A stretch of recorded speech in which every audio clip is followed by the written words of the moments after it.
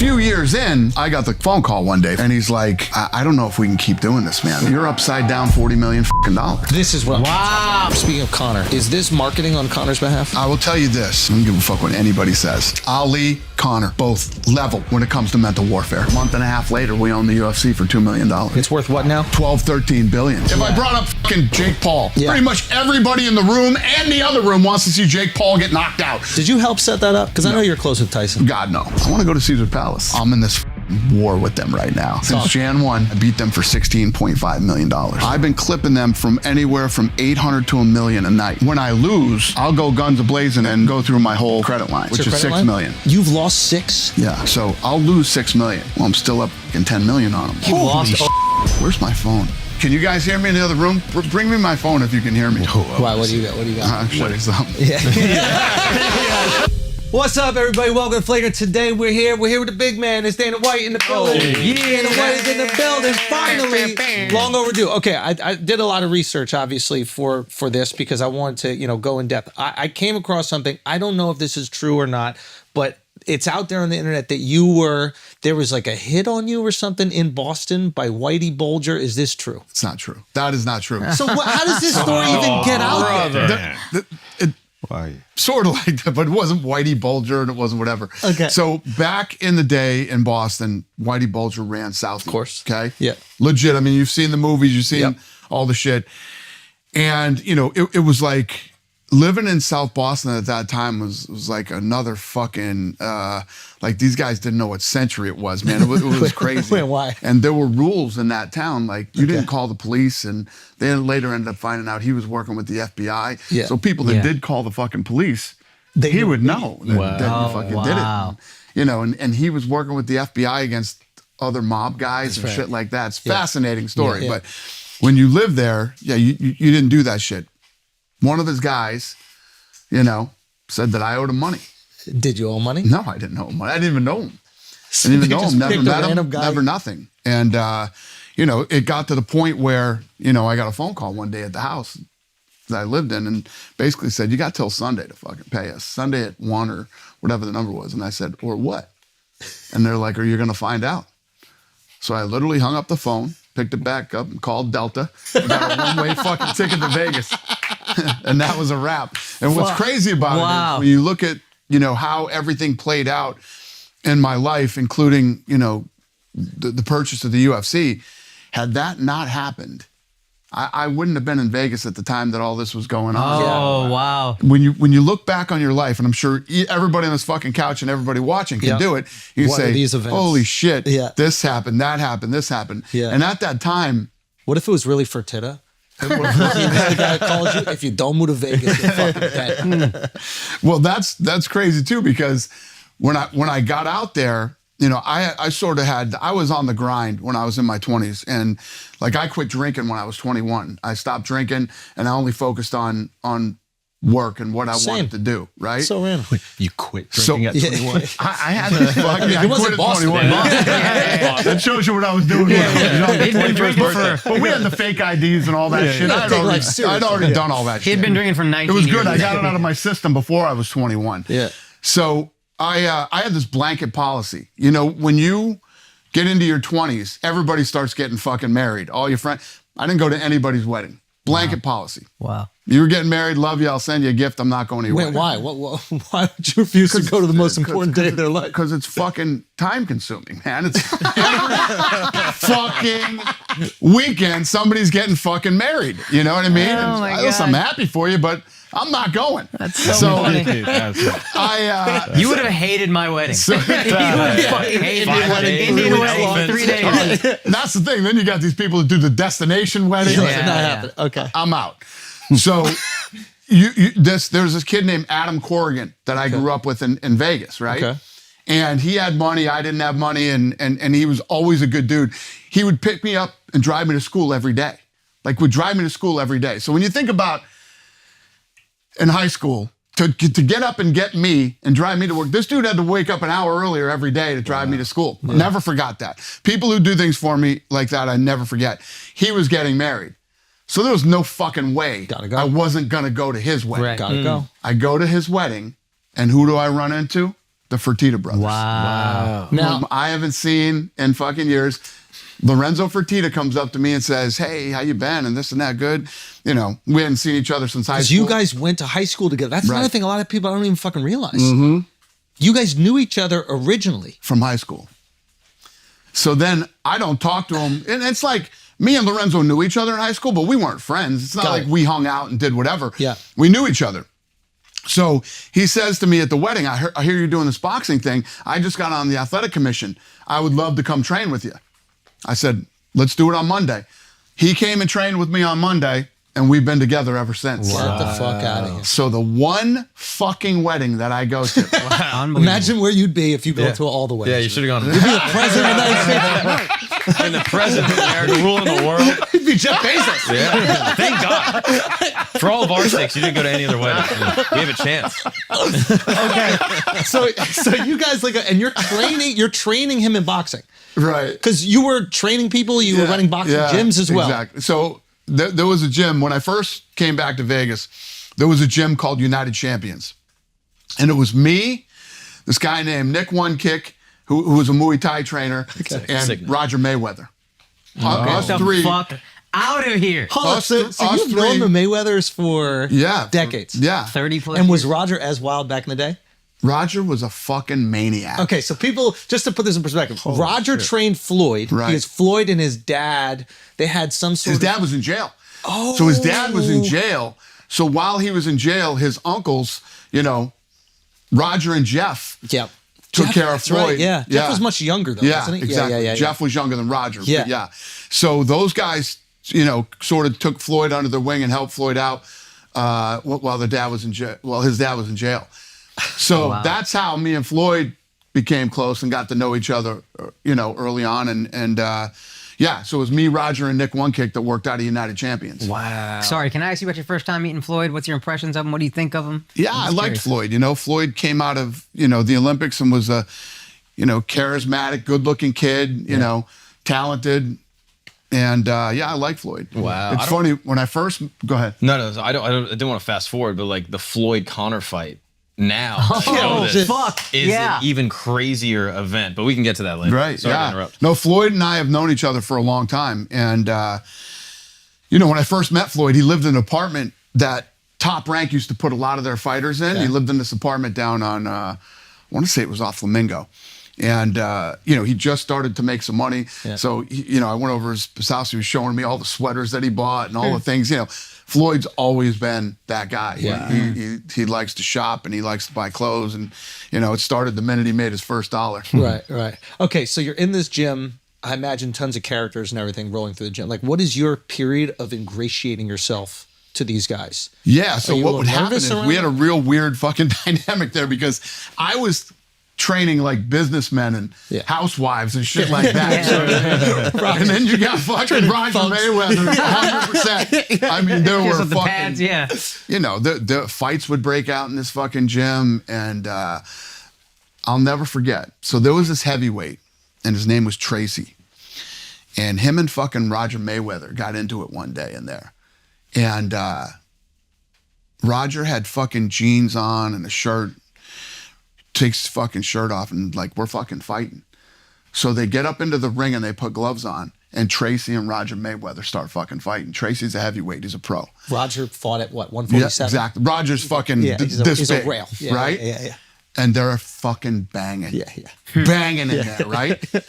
So the bell rings and Tracy stops punching and Roger fucking blasts him and says, "No rounds, motherfucker." Wow. And they just keep fucking going. And then what eventually happens is the heavyweight gasses out and Rogers fucking just beats the fucking shit out of him to the point where everybody had to jump in the ring and fucking break it up. Stop it. Yeah, that was the kind of shit that went on there on a daily basis. Right. What would you say? And then you had Nick One Kick, the Muay Thai guys, fucking crew that was in there. That crazy shit would happen. But it was just... It's fucking nuts. The whole fight world, the real fight world is a crazy fucking business. And why were you drawn to this? I've always liked it since I was a kid. But did you like chaos and shit? Like, I love everything about fighting, man. And it's not just, I was a huge boxing fan, obviously, but boxing, martial arts, fucking the fight after school at the park. I mean, all that type. I fucking because you were getting kicked I didn't out of miss school one a fucking bit. fight that happened after school at the park. I'd be Were down. you involved? Were you Some, but mostly watched. I watched a lot of fights. Got Yeah, I like fights, man. I just always have. Okay. It's what I love. I mean, look how long I've been doing this, and I Yeah. still love it. I you can't gotta wait love for this weekend. Yeah. Yeah. There's a well, we'll get to that later. There's a really cool story about you that I think that has been confirmed, but it was told by a mutual friend. And it was about when Rogan was going through one of his like many cancellations. And maybe some people at the network were like, I think we gotta set this guy aside. And what I heard was that you said, if he goes, I go. Yeah. I never talked. So Lex Friedman, I did his podcast, and apparently he was there when this all went down. Yeah. But this has never been talked about Yeah. or brought up or whatever, and would have never been talked about if Lex Friedman didn't bring it up. But yeah, when Rogan was going through his thing, it was at the peak of this cancel culture shit yeah. going on, right? And I was like, yeah, fuck that shit. First of all, it's easy to look at things, like when you look at Rogan and Rogan makes shitloads of money. He's got the biggest podcast in the world and all this shit. But back in the day, so when we bought the UFC was based in New York. So the offices were here. There was a Even guy though named- it was illegal to put on the yeah, fight? but their offices were here. Bob Meyerowitz, the owner, is from New York, and the offices were here in New York. So after we bought the company, I jumped on a plane and I flew out here, and I had to go through the office and figure out what I was going to bring to Vegas and what I was going to leave, what was worth it. Well, they had a room that was just full of fucking tapes, right? So I had to go through each fucking tape and make watch sure. every tape to make sure it wasn't something Yeah. important. So I pop in this tape, and it's the Keenan Ivory Wayans show. He had his own talk show. I remember that. Yeah. And they had fucking Joe Rogan on. Yeah. And and Keenan Ivory Wayans says to him, "You're into this this ultimate fighting stuff, huh?" And Rogan starts going fucking off on the UFC, Maurice Smith, and what he would do to all these action stars and all this stuff. And this is the fucking Fear Factor guy. You know what I mean? Yeah. And the way that Joe talked and how passionate he was, I go, this is the fucking guy that I need. This is the fucking guy. It just hit me, right? So I reach out to Rogan, and we start going back and forth. And I said, I would love you to come in and be one of the commentators. And Rogan's attitude was, so wait a minute. So you're saying I can come over there, sit in the best seats in the house and watch the sport that I love for fucking free? Yeah. I'm in. So at the time, financially, we were getting fucking murdered. Rogan did the first 12 or 13 shows for free. Wow. For free. Yeah. And he's stoked. And killed it. And the thing that I loved about Joe Rogan was when you were sitting there and watching Joe Rogan on TV and he was on the mic, he wasn't one of these HBO fucking goofball talking you fucking at home. heads that were being paid. Yeah. You felt Yeah. that this dude not only knew what he was talking about, but loved Yeah. what this is about. Yeah. And that began the relationship with me and Joe Rogan that now has been, coming up on 20-something years. Okay, and so- you think that you're gonna fucking cancel Joe Rogan and you're gonna and I'm gonna just say okay? Yeah. No, I will fucking quit Yeah. this job and leave and go do something else before you're gonna try to fucking I loved it. and the whole cancel thing, I literally just talked about this a couple days ago with, if you're in the right place in your life, and who the fuck's gonna cancel you? Yeah. Yeah. The only ones that can really cancel you Yeah. are your fucking family and your friends. Yeah. Fuck all these other people. Yeah. The strangers you never Fuck see in 'em. your life. Who gives a shit Yeah. what any of these fucking people think? Dude, it's so funny how serendipitous your life is. You get kicked out of Boston, luckily. You go to a wedding randomly and meet the guy. You're looking at tapes. Did you look through every single tape or I went through every fucking tape in that building. Yeah. Because you have to clear out a hoarder's supply closet. Yeah. Well, you have to make sure you're not throwing away something that's Some actually gold. valuable that Yeah. we'll Yeah. need in Yeah, the future. absolutely. You know what I mean? Okay. But I had to determine what we were going to keep and what we weren't going to keep. Did you get anything else out of those tapes, or it's all worth it if you got Joe? But anything I mean, else? if you look at what became of Joe Rogan, Yeah. Yeah. and how important he is to the sport, Yeah. Huge. without a doubt, the most Yeah. valuable tape Yeah. that I watched that day. Absolutely. You were saying the business was losing money like crazy. Do you ever sit down with the Fertitta brothers and go, okay, let's buy this. This can be something. Why do you even feel it can be something? Like, take me through this So logic. I'll tell you a crazy story. So at the time, I was managing guys, right? Boxers and MMA fighters. What boxers do you have? I had Any guys out would know? And how did that happen? Yeah. It's fucking crazy. Somebody else just asked me this question too. How it happened, I don't know. I always had this thing where, I don't know, people would come to me and ask me to help them with, you should see my office now. Like every day, a majority of my day is taking meetings with people that are building businesses and want to ask if I will be a part of their, it's like fucking Shark Tank at my office every day. I'm literally in there and people are pitching me their business ideas. And it, oddly enough, before I had ever really done anything, I owned gyms and was in the training business. People have always come to me and asked me to help them do something. Yeah. You know, so it happened in the fight world. I had these gyms and I was training people and fighters would come to me. Derek, Derek, what's your last name, Derek? I got Derek a fight with Roy Jones Jr. I did the deal for that fight. Derek Harmon. I got Derek Harmon the fight with Roy. I negotiated that deal and did all that. Before HBO? we bought the UFC, that was the biggest thing I had ever done before we bought the UFC. Now, this is Roy's heyday.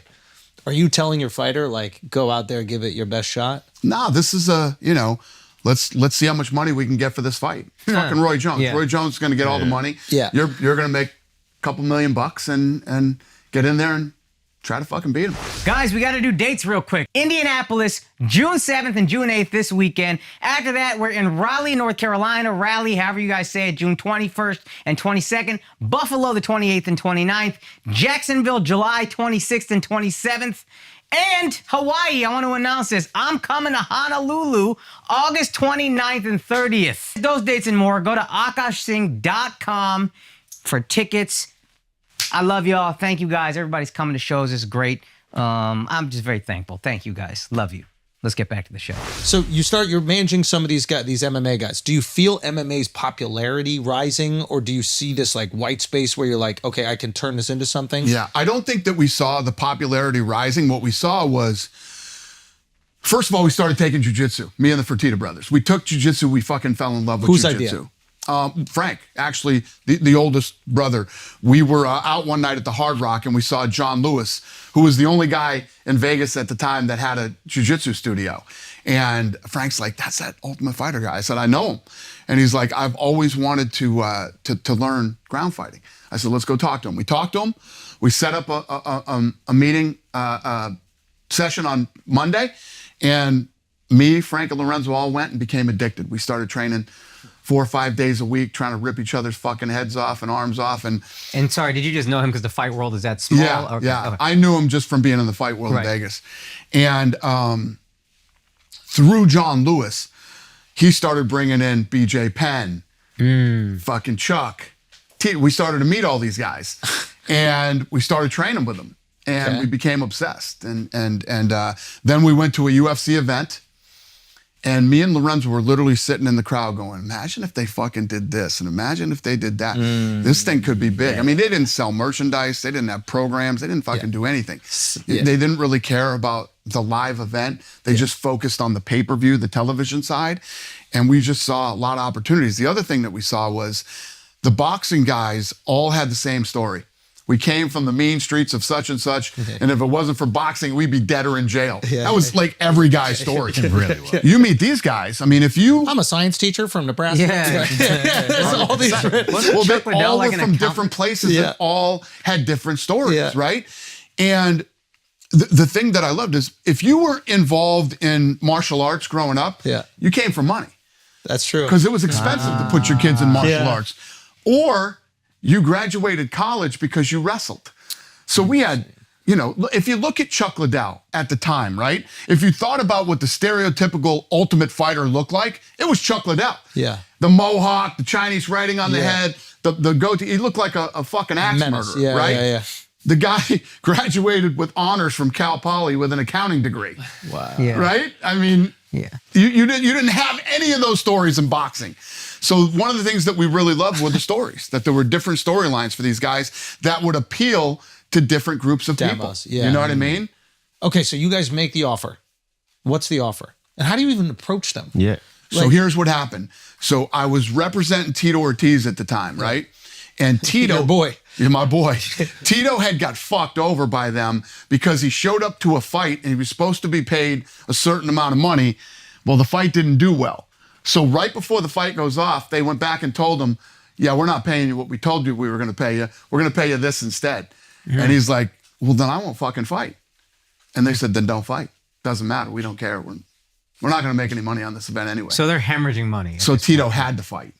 So he fought. So I'm going in negotiating his new contract, and I'm trying to get them to pay him the money that they fucked him on that fight, right?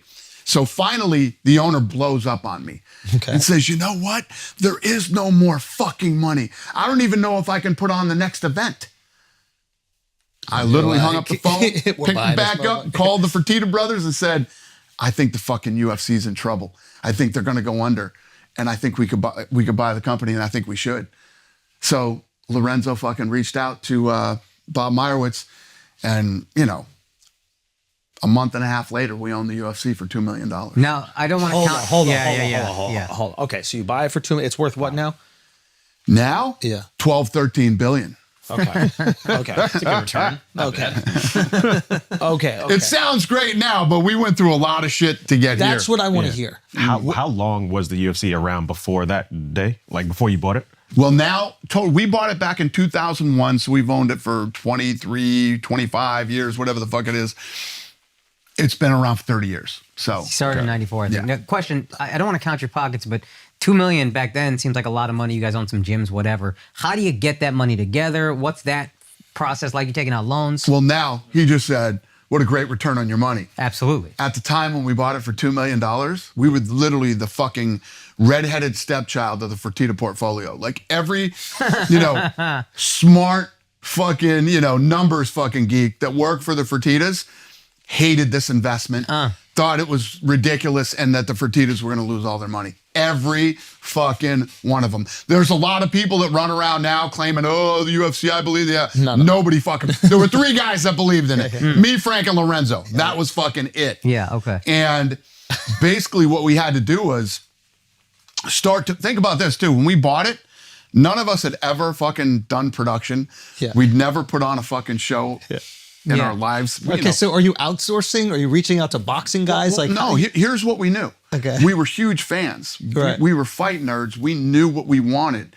Now it was just a matter of building it. And the problem is, number one, when you want to do what we did, and number two, when you want to do what we did and you don't know what the fuck you're doing, it's expensive, right? So every time you put on a show, it's a couple $1 million.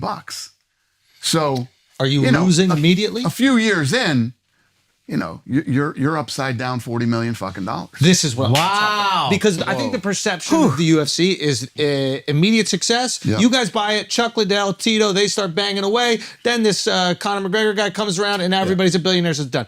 I want to know the most you're down $40 million at one point. So we're probably by 2004, we're upside down $40 million.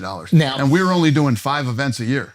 And explain to me what that means. That's like you're losing money on the shows you're putting on. You're losing money on what? The deals you're doing? So we're losing money on the shows. We're losing money on overhead, the expenses for the office and employees and every way that you could possibly lose money in a business, we're fucking losing money. What keeps you going at this point mentally? Because $40 million is, I know you got a lot of willpower. But $40 million is $40 million. Understand this too. Think about this. So when we bought the UFC, right? We basically bought those 3 letters and an old wooden octagon, and we had like 13, 14 fucking contracts. Yeah. That's it, right? The old owner had sold away the home video rights, the video game rights, and all that shit. Lionsgate Entertainment owned all that shit. Probably one of the fucking craziest stories that's never been told is, you want to talk about people not believing in the fucking UFC and thinking that this thing was not going to work? We went to Lionsgate, right? To negotiate, to buy the rights back to all of our fucking intellectual property. The fucking everything from t-shirts to video games to action figures, everything that you can throw a fucking UFC logo on.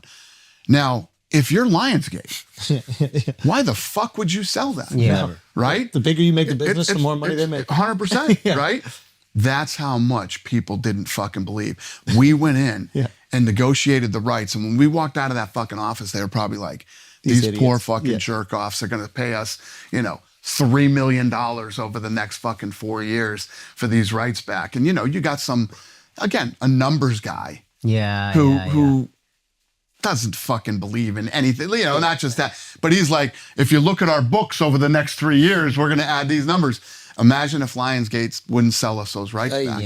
How much fucking money they'd be making right now off, you know what I mean? It's incredible. So you're down 40. Tell me the moment. Oh, and by the way, when we bought these rights back, that's when the DVD business went like this.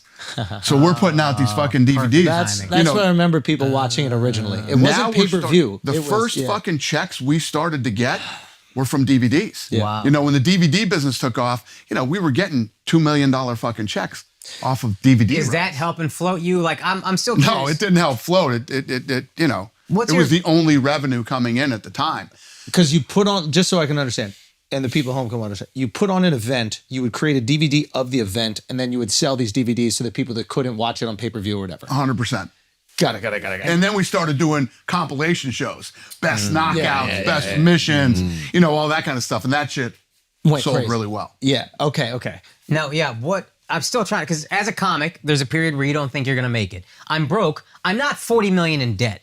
What is your mentality as you are upside down 40 million? What are you thinking? What's your emotional state? I think you're with your wife at the time. What's that? Yeah, I was always just on the fucking grind. I go into work every day and I keep my head down. You don't even keep think fucking about going forward. I mean, if you look at what we've done, I get to work at 8:30, 9 o'clock in the morning every day, and I leave the office at 8 o'clock, 8:30 every fucking night. So that's always been my drive, my focus, my mentality, whatever the fuck you want to call it. But I got the phone call one day from Lorenzo. Yeah. And he's like, I don't know if we can keep doing this, man. This is fucking, you know. When get out there and... What year is this? 2004. So 2003 you buy. One. So 1 you buy. 2004 you get the phone call. Okay, how does the phone call 2004. And you need to leave Vegas. Get out there. There's less debt over there. You know what I mean? It's $2,000. Whitey, I need to come back. Right? That's nothing. Now I see how Whitey Bulger. So, get out there and see what you could sell this thing for. So I start making calls. Oh, fuck. And I call him back at the end of the day, and I'm like, 6 or 7 million. And he's like, okay. Did you lie? Did you get like a $70 million offer? 6, 7 is what I felt we could sell it for. And he says, all right, I'll talk to you tomorrow. So he hangs up the phone, and I'm like, this is a fucking wrap. This is fucking, it's over. The next morning, I'm driving to work, and he calls me and says, fuck it. Let's keep going. Wow. That's awesome. So we start working really hard on trying to figure out how to get on fucking television, because we think that that's the key to success. We believe that if we get on free television, more people will see this, love it like we do, and it'll work. And is that Spike? So, well, then Spike TV. Don't let me jump ahead. If there was another moment that changed things. You're dead on. So what happens is, I want to say it was the Nashville Network or whatever it was before it was Spike. They switch it to the men's network, I remember Spike TV. Yeah. And we're like, if this isn't a fucking perfect up. slam dunk for us, right? What's more of a men's show than fucking UFC? So we go and pitch the guys on it. Spike hates it. They don't like it. And we remember that day. We talk about it all the time. These guys it was in LA, and they were going to the fucking Dodgers game that day. And they could not get out of this fucking meeting fast enough to go see the Dodgers play. And we called them back a few days later and said, because it was going to cost $10 million to produce the show, The Ultimate Fighter. Yeah. Because reality shows were hot at the time. So we came up with this concept for the reality show, and that's what we pitched them on. So we called them back 3 days later and said, well, what if we put up the $10 million ourselves? Wow. They like that idea better. So I'll tell you what else is incredible. So because, again, nobody believed in this You thing, retain right? everything from So we put up the money. We retain 100% of all the rights. Oh, So we own everything, lock, stock, and fucking barrel. Do you remember what their reservations were at the time? Great question. It's just nobody fucking believed in this thing, and nobody thought it was going to be fucking big. And you know, it's sort of become my thing. It's what I fucking love to do. It's the same thing with Power Slap. This thing got shit on. This thing's been around for 15 months. It's a $750 million business. Yeah, and it fucking crushes it. Yeah. We have all that. It fucking crushes it. I knew it was going to come up. I said that. You brought it up. I didn't bring it up. I literally just got off a fucking call with one of the networks talking about it. But yes. It fucking A pretty good network. absolutely fucking dominates social media. So here's the thing about this, is that it's impossible when you know someone's going to get slapped to not watch. It's literally like if you're scrolling on social media and I come across the clip, it's impossible. I see a giant Samoan guy and a black dude looking at him and he's just biting down on something. I'm going to fucking watch. That's what happened to me when I started looking at this stuff in like 2018. It was on Instagram and this stuff was coming out of Russia and Poland. Yeah. And I was like, what the fuck is this, right? So I take a deeper dive into it and looks like it was filmed on a flip phone in a barn somewhere. They're literally slapping over a barrel. Yeah. And it's got 350 million views on YouTube. And at the time, that was like a fucking Justin Bieber video. Yeah. And I was like, what? What if I did this? Yeah. Made it an actual sport, got it sanctioned, and put good production value behind it? The Yeah. answer is fucking billions of views. Yeah. Billions of views globally. Yeah. And it destroys. Think about this. We started this thing 15 months ago, right? And right now on YouTube, we have more subscribers than NHL, MLS, NASCAR, PGA, Barstool Sports. We have over 1 billion YouTube views, right? Yeah. 8 of the top 12 largest YouTube shorts against other major sports are Power Slap. And 4 of the top 5 largest YouTube shorts on UFC's channel. We're number 1, 2, 3, and 4 on UFC. UFC channel. And when you think about Conor McGregor, Ronda Rousey, Brock Lesnar, all the big stars, this thing absolutely dominates. We have more followers than every single professional sport. Every professional sports team, we have more followers than them in 15 months. Wow. More than like Real Madrid or like these soccer teams? I don't know about the soccer teams, but I would say yes. Yeah.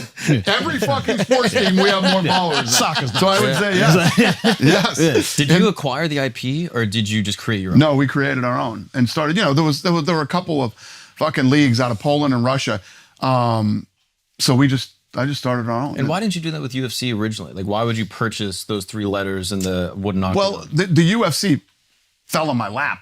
Right. I mean, I was in the middle of that call. Yeah. And we could buy the thing for $2 million. Why would you not buy the UFC? That makes sense. You know what I mean? We probably wouldn't have gone out and started our own league, but the fact that the thing fell on my lap. Yeah.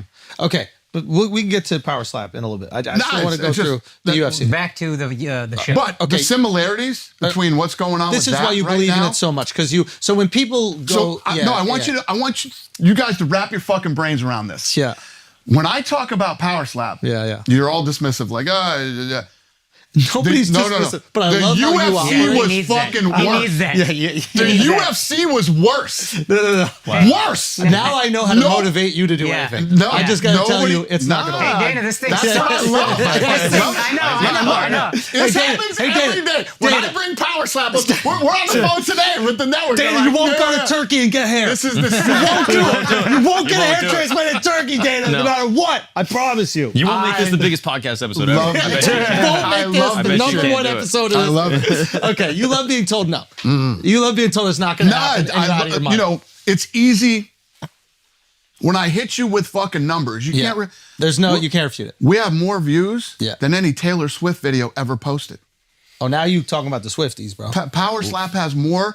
Swifties step We it up. have more views than any fucking Taylor Swift. Imagine ever. you got Taylor there's in one. There's other stats that I can hit you with that are just fucking. You got to get Taylor to do a power slap, dude. But they're unbelievable. Yeah. But when you look at this thing from a business perspective and you Taylor look at Billie the Eilish. numbers, Yeah. you know what I mean? But we're talking about guys fucking slapping each other. Yeah. You guys are like, let's talk more about the UFC. The UFC was worse.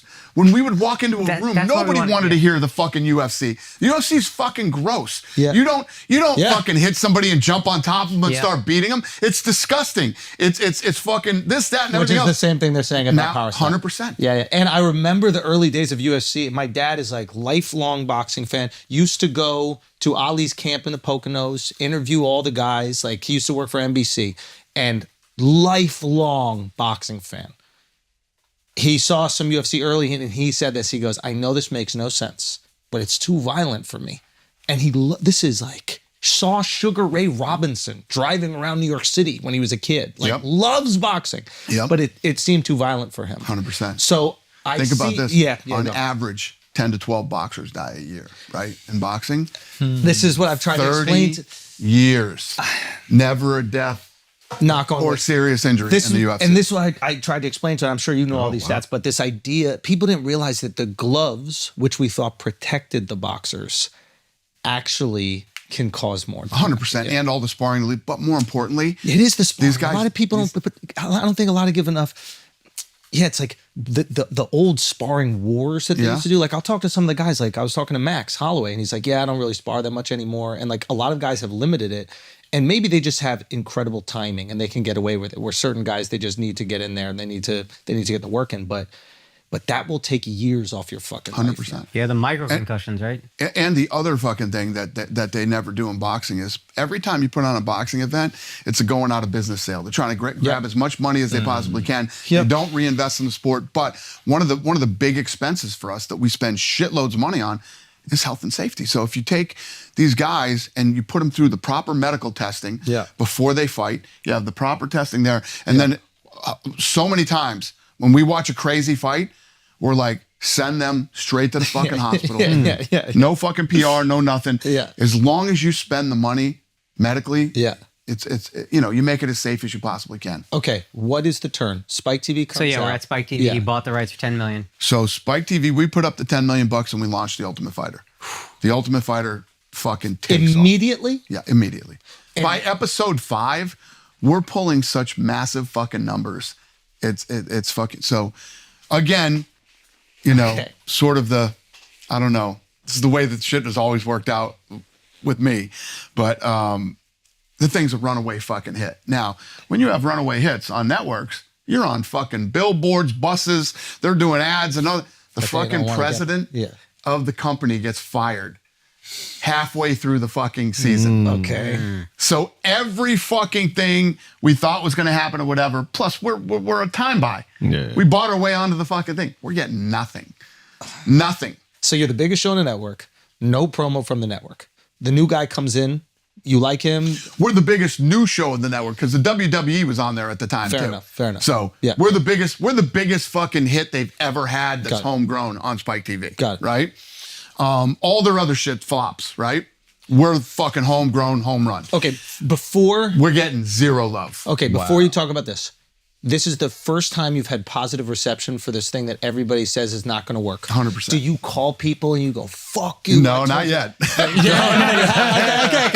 Take us there. Not yet. Take us there. So it's we're sweating it the whole fucking season right up to the finale.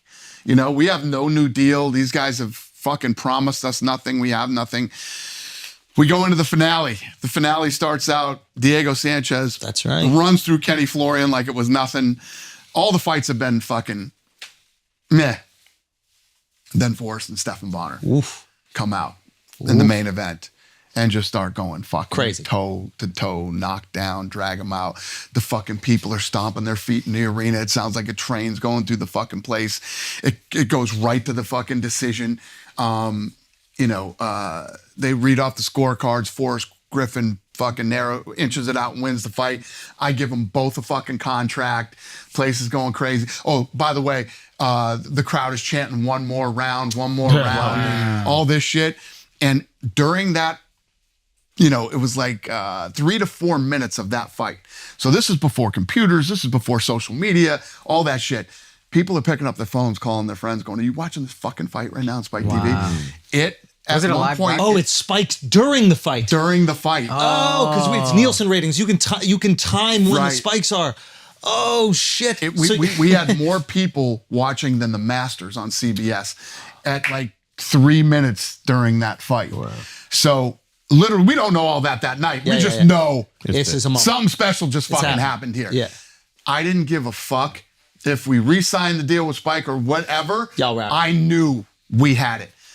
The Spike executives literally pull us out in the alley at the arena because we're at this small little Cox Pavilion. It's called the Cox Pavilion, and we go out in the alley. We do our television deal on a fucking napkin in the alley. No way. For our new Spike TV. Do you know what you're asking for immediately going in, or? Nah, it's just sort of all played out in the alley out there. So you did the short form right there. We're signing on. It's going to happen. We'll deal with the money. This is like a handshake, fucking. So they're shaking in their fucking boots. They see the Nielsen. They see the ratings probably spike. Everybody's going fucking crazy. Well, this is right after the fight. This is taping. This is literally Hasn't that even night. come out Yeah, yet. but I'm saying that night we go right out into the alley and fucking. No, he's saying when it came You weren't on, getting when it Nielsen got ratings broadcast back till 2 months later. Oh, Back so you in wouldn't those get it way days? later. Okay, Yeah, you weren't getting Nielsen rating back for fucking, this was on a Saturday. You weren't getting the real numbers till Wednesday. So they just felt it. They're you like, knew. this is going to If be you were in that fucking building that night, you knew something special just happened. Wow. Yeah. Did you talk to Forrest after? Like, dude, that was crazy. Like, what was that? Like that. No, I think, well, then, that was a wild ride for everybody. Because if you look at how that thing blew up, Forrest Griffin obviously became a huge pay-per-view star. Nobody knew who the fuck he was going into season 1. Yep. And now he's our biggest pay-per-view star. Yeah. And he's still working with you guys. And you got Chuck and Tito and all these other guys, right? And obviously, that season, the coaches were Chuck and Randy. So that was fucking huge. They became big.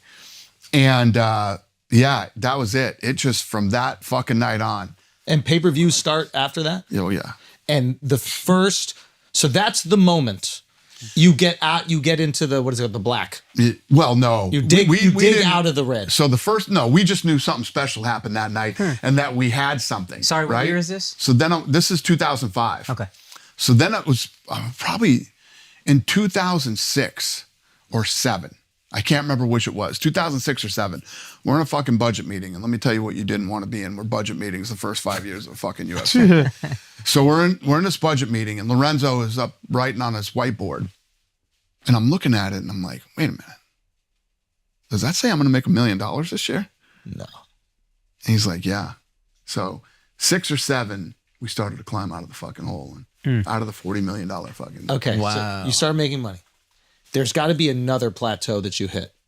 Is it with talent? Is it with change in a deal? Is it like a specific guy? Well, what starts to happen then is you start to, it becomes a real business. Now you start figuring out how to run this. We're doing things in the combat sports world that have never been done. Mm-hmm. Everything we're doing has never been done. Think about boxing, right? Tell me if there's ever been a business in the history of the world that has made trillions of dollars. Yeah. And at the end of the day, there's nothing there. left. Yeah. There's nothing there. Oh, wow. That's what you mean by going out of business sale. Right? There's not like a league. Yeah. Right? You have different promoters. They're negotiating with each other. Sometimes they're keeping their fighters from fighting each other. How often growing up was there an Aram fighter that wouldn't want to fight against, who was it, Golden Boy, that Bob would 100%. always be with? Well, you couldn't get Riddick Bowe and Lennox Lewis to fight each other. He'd all throw the belts in the trash or fucking this and that and all this other shit. It took fucking Saudi Arabia to make these fucking fights that are going on now. Yeah. Because you got guys that don't give a shit what it costs. Yeah. They're like, fuck it. I want to see, you got this guy, Sheikh Turkey that's like, I want to see this fight. Yeah. I'm going to make it happen no matter what the fuck it costs. Yeah. And they don't care if they make money. There's never been a scenario like that. I mean, the pinnacle of boxing was HBO. Yeah. And HBO would throw some of this money around to make the big fights happen. But even HBO got to a point where you'd have guys who are house fighters, right? Whether it's Roy Jones or whatever. Yeah.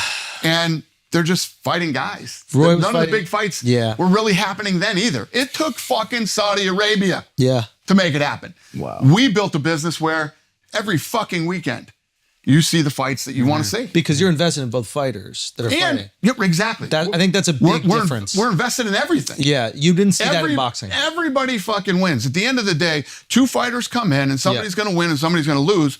But if you lose... Both of them are signed. It doesn't mean you're dead. Yeah. It's the end of your fucking career. Boxing got to a point where if you lost a fight... It's over. Yeah. So you fight it. And then what I noticed was, this is what I started to look at. HBO had a guy that they signed, and he could lose fucking 3 fights in a row, and he'd still sign a massive fucking deal. Ricardo Mayorga. No. Are we talking about a good? Arturo Gatti. Oh, Arturo, of course. Arturo Gatti. I mean, been a few of those, but go on. Arturo Gatti would fucking lose, but he'd sign another big deal with HBO. You know why? Because people didn't give a fuck whether They he loved lost. how he They fought. loved how he Those fought. Mickey Ward fights. 100%. Shit, Arturo Gatti got to fight Floyd Mayweather. He should not, with all due respect, You're rest in right. peace, but he should not have been fighting You're Floyd.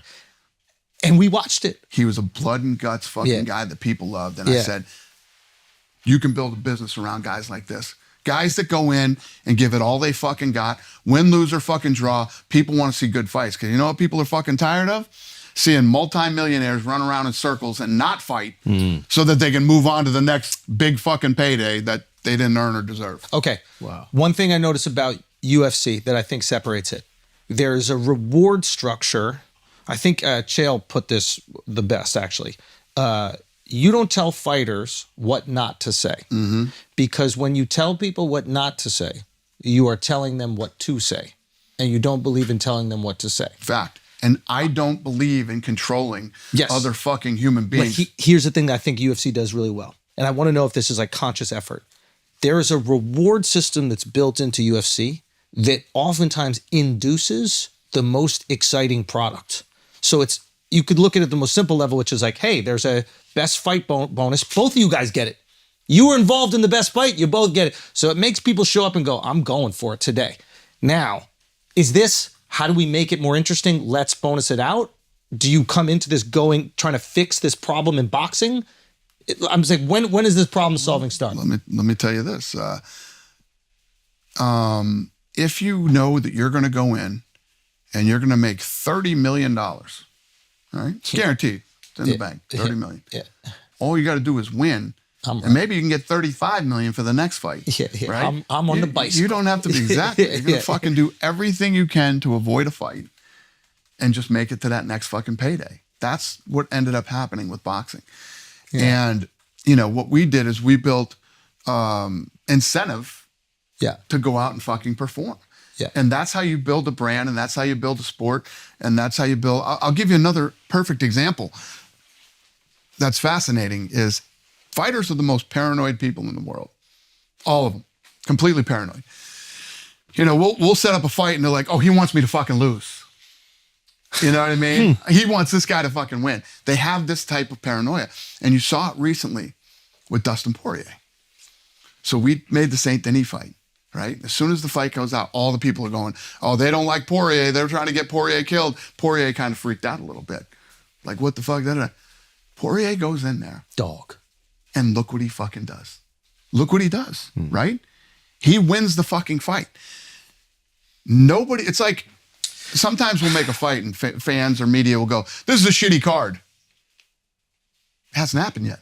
Yeah. Who the fuck are you? What'd they say about 300? Who the Yeah. Who the fuck are you to say this is a shitty card before it fucking happens? Listen, when the card's over, I'll be the first one to tell you the card fucking sucked, right? Yeah. You can't judge anything till it happens. And when you get in these positions, like what it happened in boxing for years, like Poirier thinking we wanted him to lose. He goes out and he fucking, you know, this is legendary shit that takes you to another level and makes you great. Yeah. And where is he this fucking Saturday? Championship. He's fighting for the fucking world title. Yeah. Okay. You know what I mean? Because he went out and took that fucking Saint Denis fight that everybody thought he couldn't win. I feel like we've been manipulated or we're scorned from watching so much boxing. And again, I'm a boxing guy. I came from boxing. I watch every single fight growing. I'm obsessed with boxing. Me too. And I'm watching fights and I'm like, okay, this is a tune-up or this is a tomato can or this is whatever. If it was boxing, my mentality would be like, oh, they're saying that Poirier's done. Now he's going to be a gatekeeper. And this is who we're going to use. He's a stepping stone for Saint Denis. Exactly. And Saint Denis is going to be our new star. So we're taking the boxing mentality. If you take the mentality that the best thing for the UFC is that the fights are most interesting, it's not if Saint Denis wins or if Poirier wins. It's that the fight is most interesting. Yep. And if you look at it through that lens, then you'll also understand Ian Gary versus MVP. MVP's second fight in, you're like, whoa, the boxing mind is, whoa, you might have a new star here. What? And then this other guy's a star. One of them is not going to be a star if they lose. So in boxing, you would keep these two as far away from each other? Yeah. Exactly. Yeah, we yeah, do the exact opposite.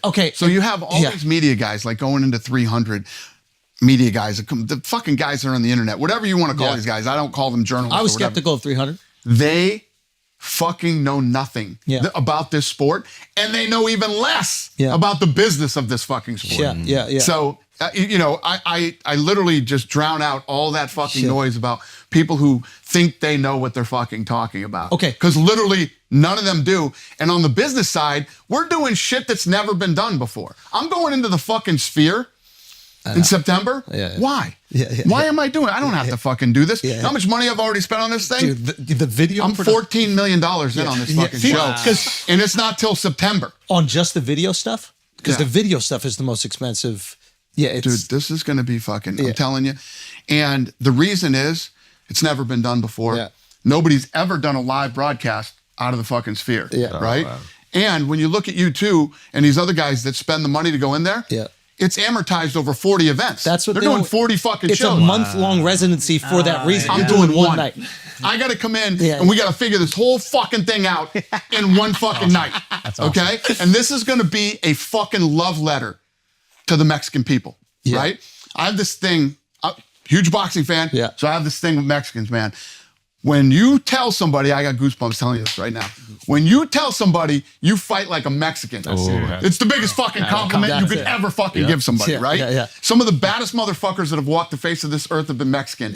And the Sphere show is on Mexican Independence Day, and it's going to be the greatest fucking love letter to the Mexican people of all time. Oh, they're pulling up. I'm so fucking excited. Do we have you have the whole card? No, more.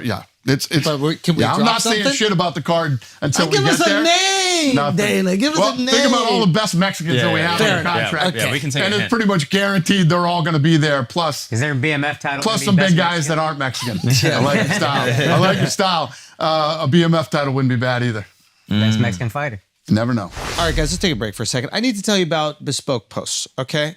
Bespoke Post is a monthly membership club that delivers curated boxes of top-notch goods right to your door. What are these top-notch goods? Well, it depends what you want. It depends what you're into, okay? It depends what you actively are doing in your life. All you have to do is tell Bespoke. If you're a seasoned adventurer, okay? If you're a home chef, if you're a style enthusiast, you tell them these things and they're going to curate these boxes, these things that are going to come directly to your doorstep that are going to increase those aspects of your life. It is absolutely fantastic, their ability to curate these items for your liking. You don't want a box that's gonna be for some random dude that likes some shit that you're not even into. Why would you subscribe to that? What you want is purified curation to your desires, and that's what Bespoke is going to offer you. It's also completely free to join, and your membership gets you access to stellar discounts across a variety of products. We're talking about 30% off and more sometimes. Plus, with each purchase you make, you are supporting small businesses. 90% of everything that Bespoke Post sells comes from a small up-and-coming brand. Now, I personally choose the Weekender box. The Weekender bag I got features small metal hardware, reinforced frame, a quality leather straps, the perfect weekend bag that's comfortable and stylish. Bespoke Post makes it so easy to discover new products and elevate your everyday life. To get started, take the quiz at boxofawesome.com to personalize your subscription, and they'll handpick the perfect box for you every month. It's like having your own personal shopper, but way better, way more efficient, way cooler, way less intrusive. The best part is you only pay for what you want. Each month you'll get a box assigned to you, and before it ships, you'll get a preview of what comes inside to decide if you like it, you want to keep it, you want to swap it for a different box, you want to skip the month entirely for no charge. How is this it's not any easier than this. It's impossible. They're going to suggest the items that you already like, you already want. If you don't, for whatever reason, like it, you don't have to pay for it. You can actually not pay for anything that month if you don't like anything that month, or you can swap it entirely and get the things that you do. And you know what else? You get 15% off your first monthly shipment when you sign up at boxofawesome.com and enter the code FLAGRANT24 at checkout. Let's get back to the show. All right, guys, let's take a break for a second. Did you guys know that our friends over at Morgan & Morgan are the official injury law firm partner of the UFC?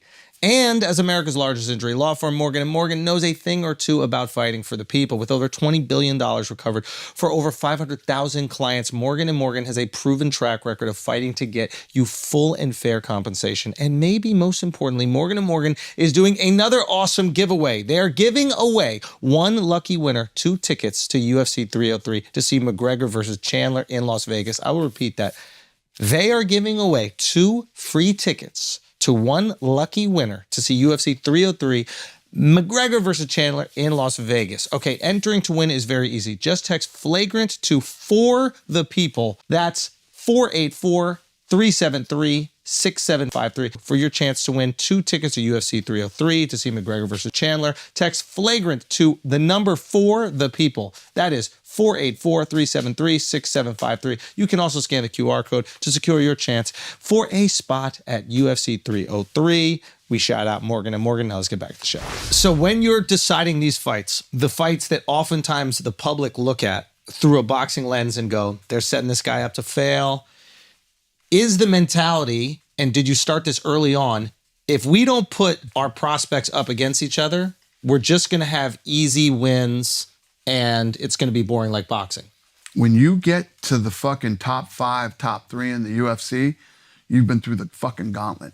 So, right now in boxing, and always in boxing, WBC, IBF, WBA, da-da-da-da-da, right? You go, well, who's the best? Yeah. And none of these guys are going to fight each other. Yeah, yeah. I don't know who if you are the fucking world champion, there's no fucking questioning who the best is because you've already run through, the baddest fucking people in the world in your weight class. And now I understand why you get annoyed by media, because I remember when Sean was, Sugar Sean was coming up and he was getting that, there was this narrative that like he was being protected, right? Mm-hmm. And I remember, matter of fact, Sean was with us in Phoenix. I think we were doing a show in Phoenix and we watched, no, what did we watch? We watched, was it the Gaethje fight? I think so. No, I think it was Haney Garcia. But yeah. But and he was getting this like rep, like, oh, they're protecting their golden goose, whatever. And I remember, it's so funny. I remember the Jan fight. I was like, oh, they're done with him. They're gonna feed him to Jan. They don't think he's got it. That's my mentality coming from boxing, because that's what you would do if you were a boxing promoter. Right. And then him getting that dub changed his trajectory. So maybe that's what you got to do. Maybe you got to put him into the fire immediately. 100%. If you make it into the fucking UFC, right? You're not fighting easy fights. Yeah. There is no feeding the golden goose. And how the fuck is he the golden goose? No tomato when we just fucking found no him. incentive. He's never won a fucking world title. Yeah. He does, you don't know. You fucking test these guys. Sorry to interrupt. There was this idea with boxing, I think, which was like, Well, now they're saying it about oh, Jesus Christ. Bo Nichols. Now they're saying about Bo Nichols. Oh, Bo Nichols fucking, you know what I mean? It's like, now I understand they said the same frustration. thing about Conor. Because you're like, I'm making the best fights. And then when I do make the best fights, you say that I'm throwing someone out. And when it's that when he wins easily, you're like, I'm protecting him. So you're like, I can't win no matter what fight I make. And they're the interesting fights. So I understand you go there and you go, fuck the media. Okay, now it makes sense. Because they'll never be happy. They have to find a way to criticize. And it's not even that they'll never be happy. They don't know what the fuck they're talking about. The great. It's one of the irritating things, but it's one of the greatest things about the business too. Why? Because let's say I came on here today, right, and I wanted to talk to you guys about the big cricket game this weekend. All right. I know. Yeah. You'd be the only fucking one. Okay. My point is, when you talk about fights, everybody has an opinion. Yes. Because everybody thinks they're a fucking expert. And Nobody thinks they're an expert about fucking cricket. Yeah, okay? And some of these other sports. But fighting, everybody has an opinion. One reason or another. You don't like his fucking attitude. Like, if I brought up fucking Jake Paul, pretty much everybody in the room and the other room wants to see Jake Paul get knocked out. Yeah. So you're hoping, you got the reason why you hope Tyson would pull this off. Or did you help set that up? Because I know you're close with Tyson. God, no. When this fight happens, Tyson will be 58 fucking years old. I'm worried about him. Under any circumstances, a fucking almost 60-year-old man shouldn't be fighting a 27-year-old fucking guy under any circumstances, even if it's Mike Tyson. So Really? it's fucking ridiculous. Now, do you think he can pull it off? Do I think Tyson can land a shot? Yeah. If Tyson hits him. But if Tyson lands it, like, what happens to the internet? Tyson knocks out my biggest problem with the Jake Paul thing is and how this plays out is when he actually fought somebody who was a boxer, who had the same type of record he has, who is his age, Tommy, and who is his size, he fucking lost. Yeah. So they're never going to go that fucking route again, right? Close fight. And they're trying to pull this whole narrative like when people, I saw some guy the other day say, when are you going to stop fighting gimmick fights? You're going to call Mike Tyson a gimmick? Yeah. It is a gimmick I mean, fight, but if I'm him, I would Yeah. never fight anything else but gimmick fights if I'm him. Yeah. Yeah. I mean, he has to maybe If you can keep getting paid, right? tens of millions of dollars to 100%. fucking, you do it. Like, But so then why are you so concerned If you about got that people fight? that are fucking dumb enough to pay for that shit, and fucking, you know. well, it's on Netflix. Good You don't for even you. have to pay now. Huh? It's on Netflix. You don't even have to pay.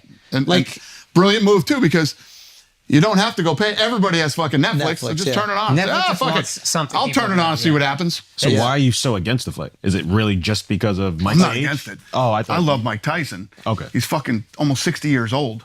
So you just worry for You know what his I health. mean? Yeah. Yeah. But even though you see the way he's training and the way he looks, My he fucking still looks. back is killing me today. Killing me. I have no idea why. I guess it's because I'm 50 fucking 4. You know what I mean? That's reasonable. I'm 54, so I guess that's why my back is fucking killing me today. yeah. So Mike is This in guy's 10. 27. He's in his fucking prime. Yeah. As a human. Yeah. And it's fucking. But the internet And I love explodes. Mike, and nobody wants to see Mike get beat by this fucking jerk off. You know what I mean? Yeah. Why do you That's think, the thing. why I do think you no one think- wants to see Mike lose.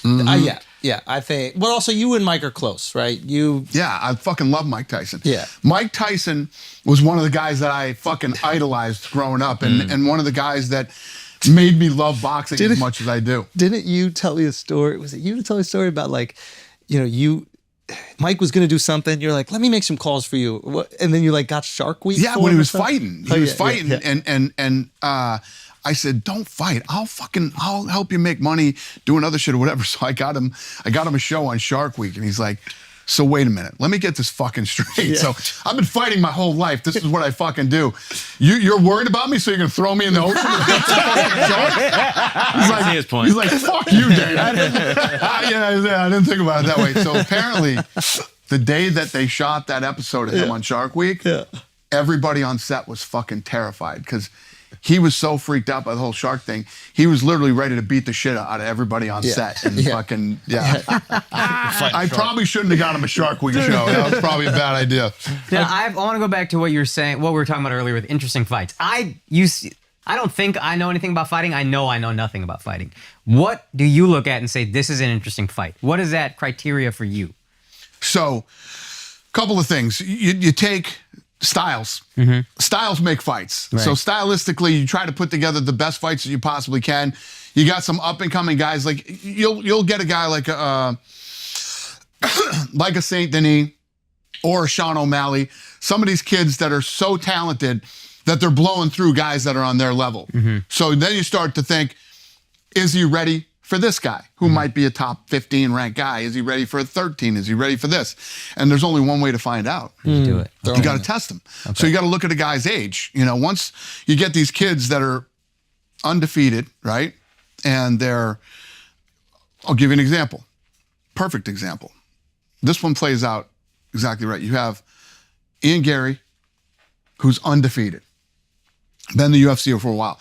Taking on the older MVP, right? Who just came in and beat Kevin Holland.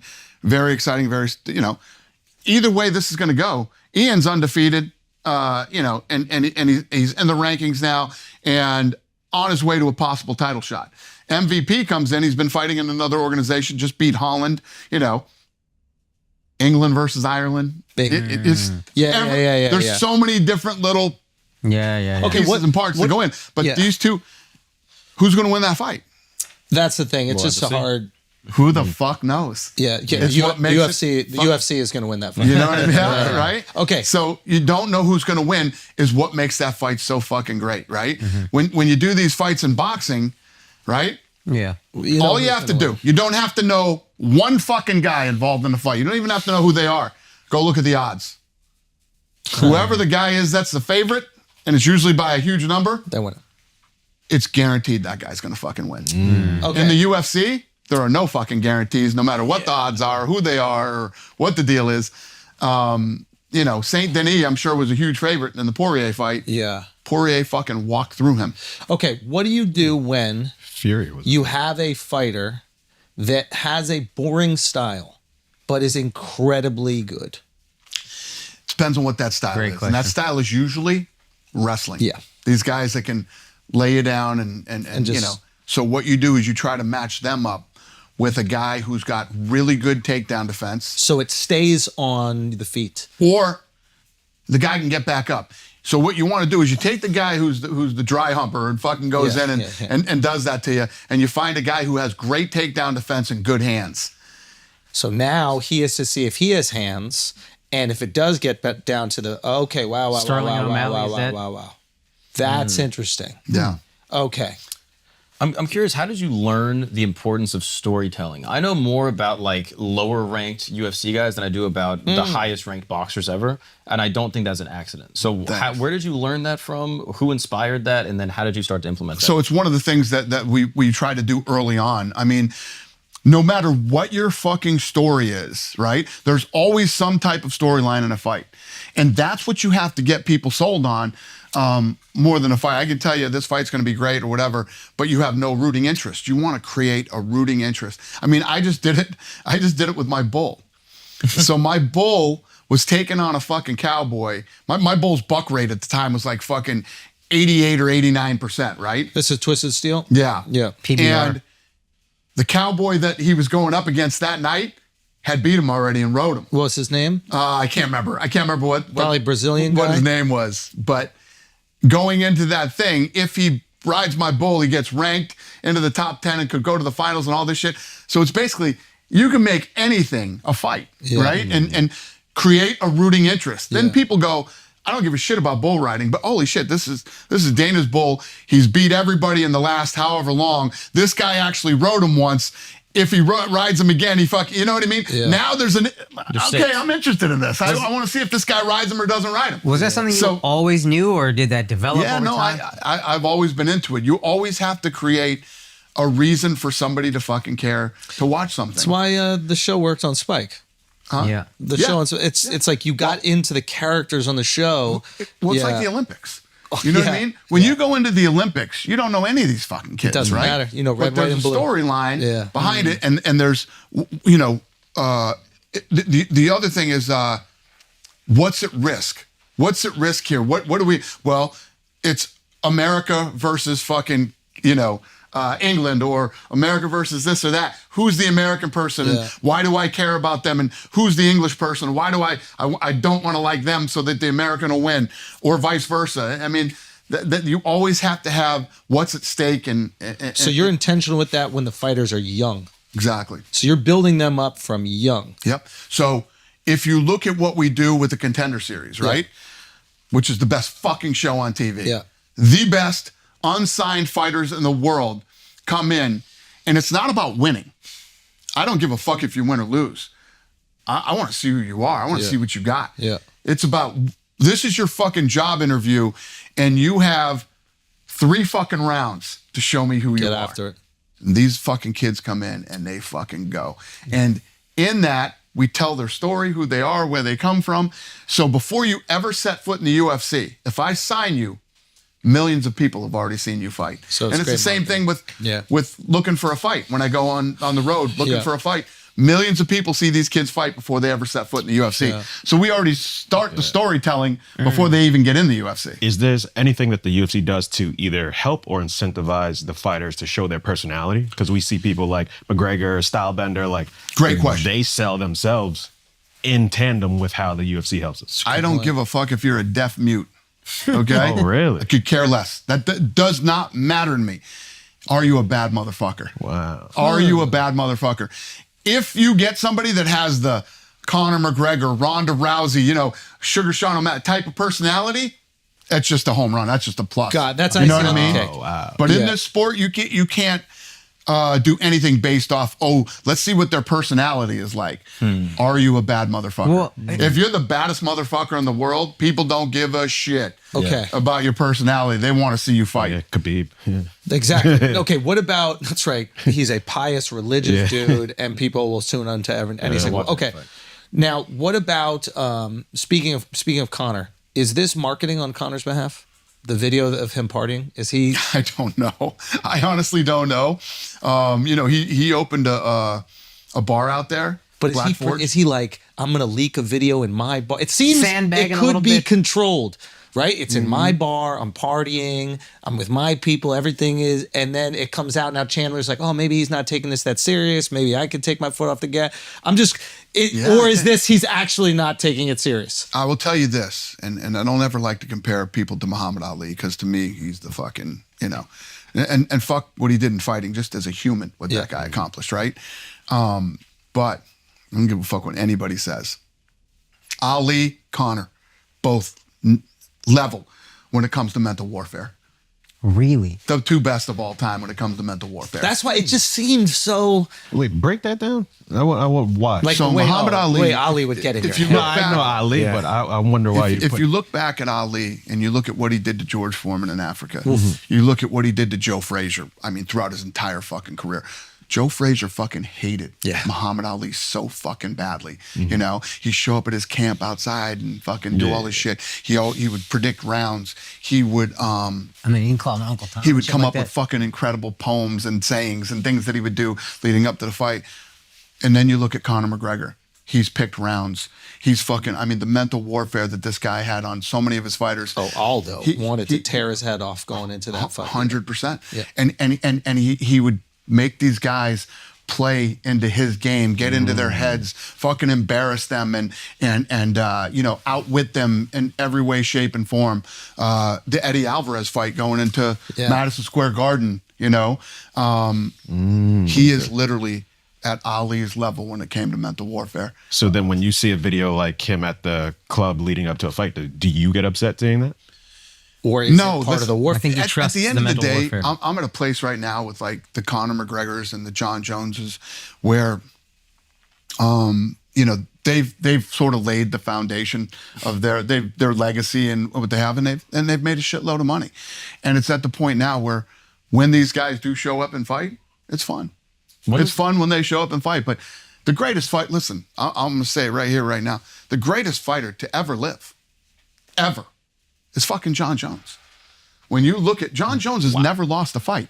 UFC and boxing or just UFC? Ever. Wow. Because when you really think about fighting, put two guys in a room and who fucking comes out? Jon Jones walks out of that fucking room every time.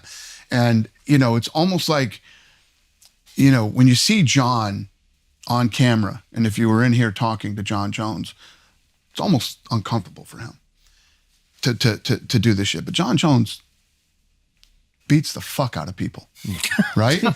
And when you talk about truly right now in Islam, I love you, Islam and everything, the fact that Jon Jones is number 2 on the pound for pound list is fucking, it just goes to show how fucking stupid the media votes on that. Yeah. Then it just goes to show you that they have no fucking idea. They know nothing about this fucking sport. Jon Jones has never lost a fight ever. And when you talk about what it really means to be pound for pound, you know, Volkanovski moved up, and it was a very fucking close fight the first time. Jon Jones moved up and was not close absolutely enough. Yeah. fucking decimated Yeah. the greatest heavyweight that was out there right now.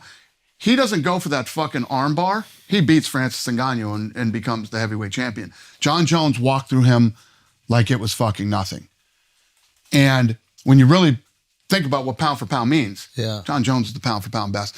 When you watch the video of him and Cormier, and they don't know that they're live and being filmed. Oh, my God. And Cormier says, I had to come over there and spit in your fucking face right now.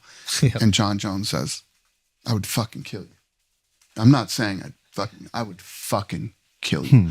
Jon Jones has like German Shepherd dogs that that do all the attack shit, shoots guns. Jon Jones has a very fucking dark side to him, right?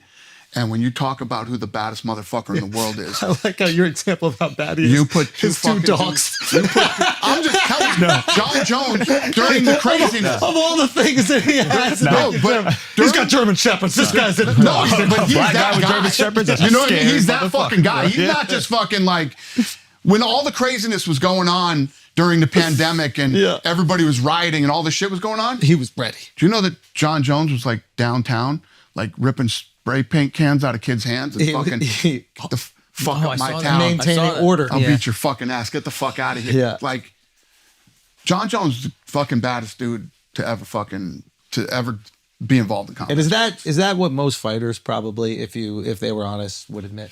I don't know. I think Jon Jones is one of those guys that isn't going to really be appreciated till he's gone. And then everybody's gonna go, holy shit. But the guy's never lost a fight. Yeah. He's the youngest champion ever in UFC history. I think he was 23. He's in his 30s now. Yeah. And he's fought fucking everybody. And he's never lost. What do you want for Jon for the rest of his career? Like, do you want the Aspinall fight? Do you want like Yeah, I mean, listen, what I want and what's going to happen are might two be totally different things. I don't know. That's the other thing with dealing with Jon Jones. You don't know what's going to happen, but, you know, he fights Stipe Miocic, the greatest of all time versus the greatest heavyweight. You see how that plays out if Jon Jones wins and he fights Aspinall, and if he beats Aspinall, it's just like what do you say? Can't say you anything else. don't. I'll go toe to toe with anybody for the rest of my life. I'm already saying it now that he's the greatest ever. You know, when you think about all the greatest boxers, and all these guys that do shit, Who's your number one boxer, by the you way? get in a room this big, Jon Jones can fucking grab you. That's it. And once he puts his fucking hands on you, you're done, man. And if you're in a scenario where it's only one guy's walking out of the room and this guy gets on top of you, he's dropping fucking, let's not even talk about illegal shit that you could do. Yeah. You do not want to fuck with Jon Jones. He's got German Shepherds.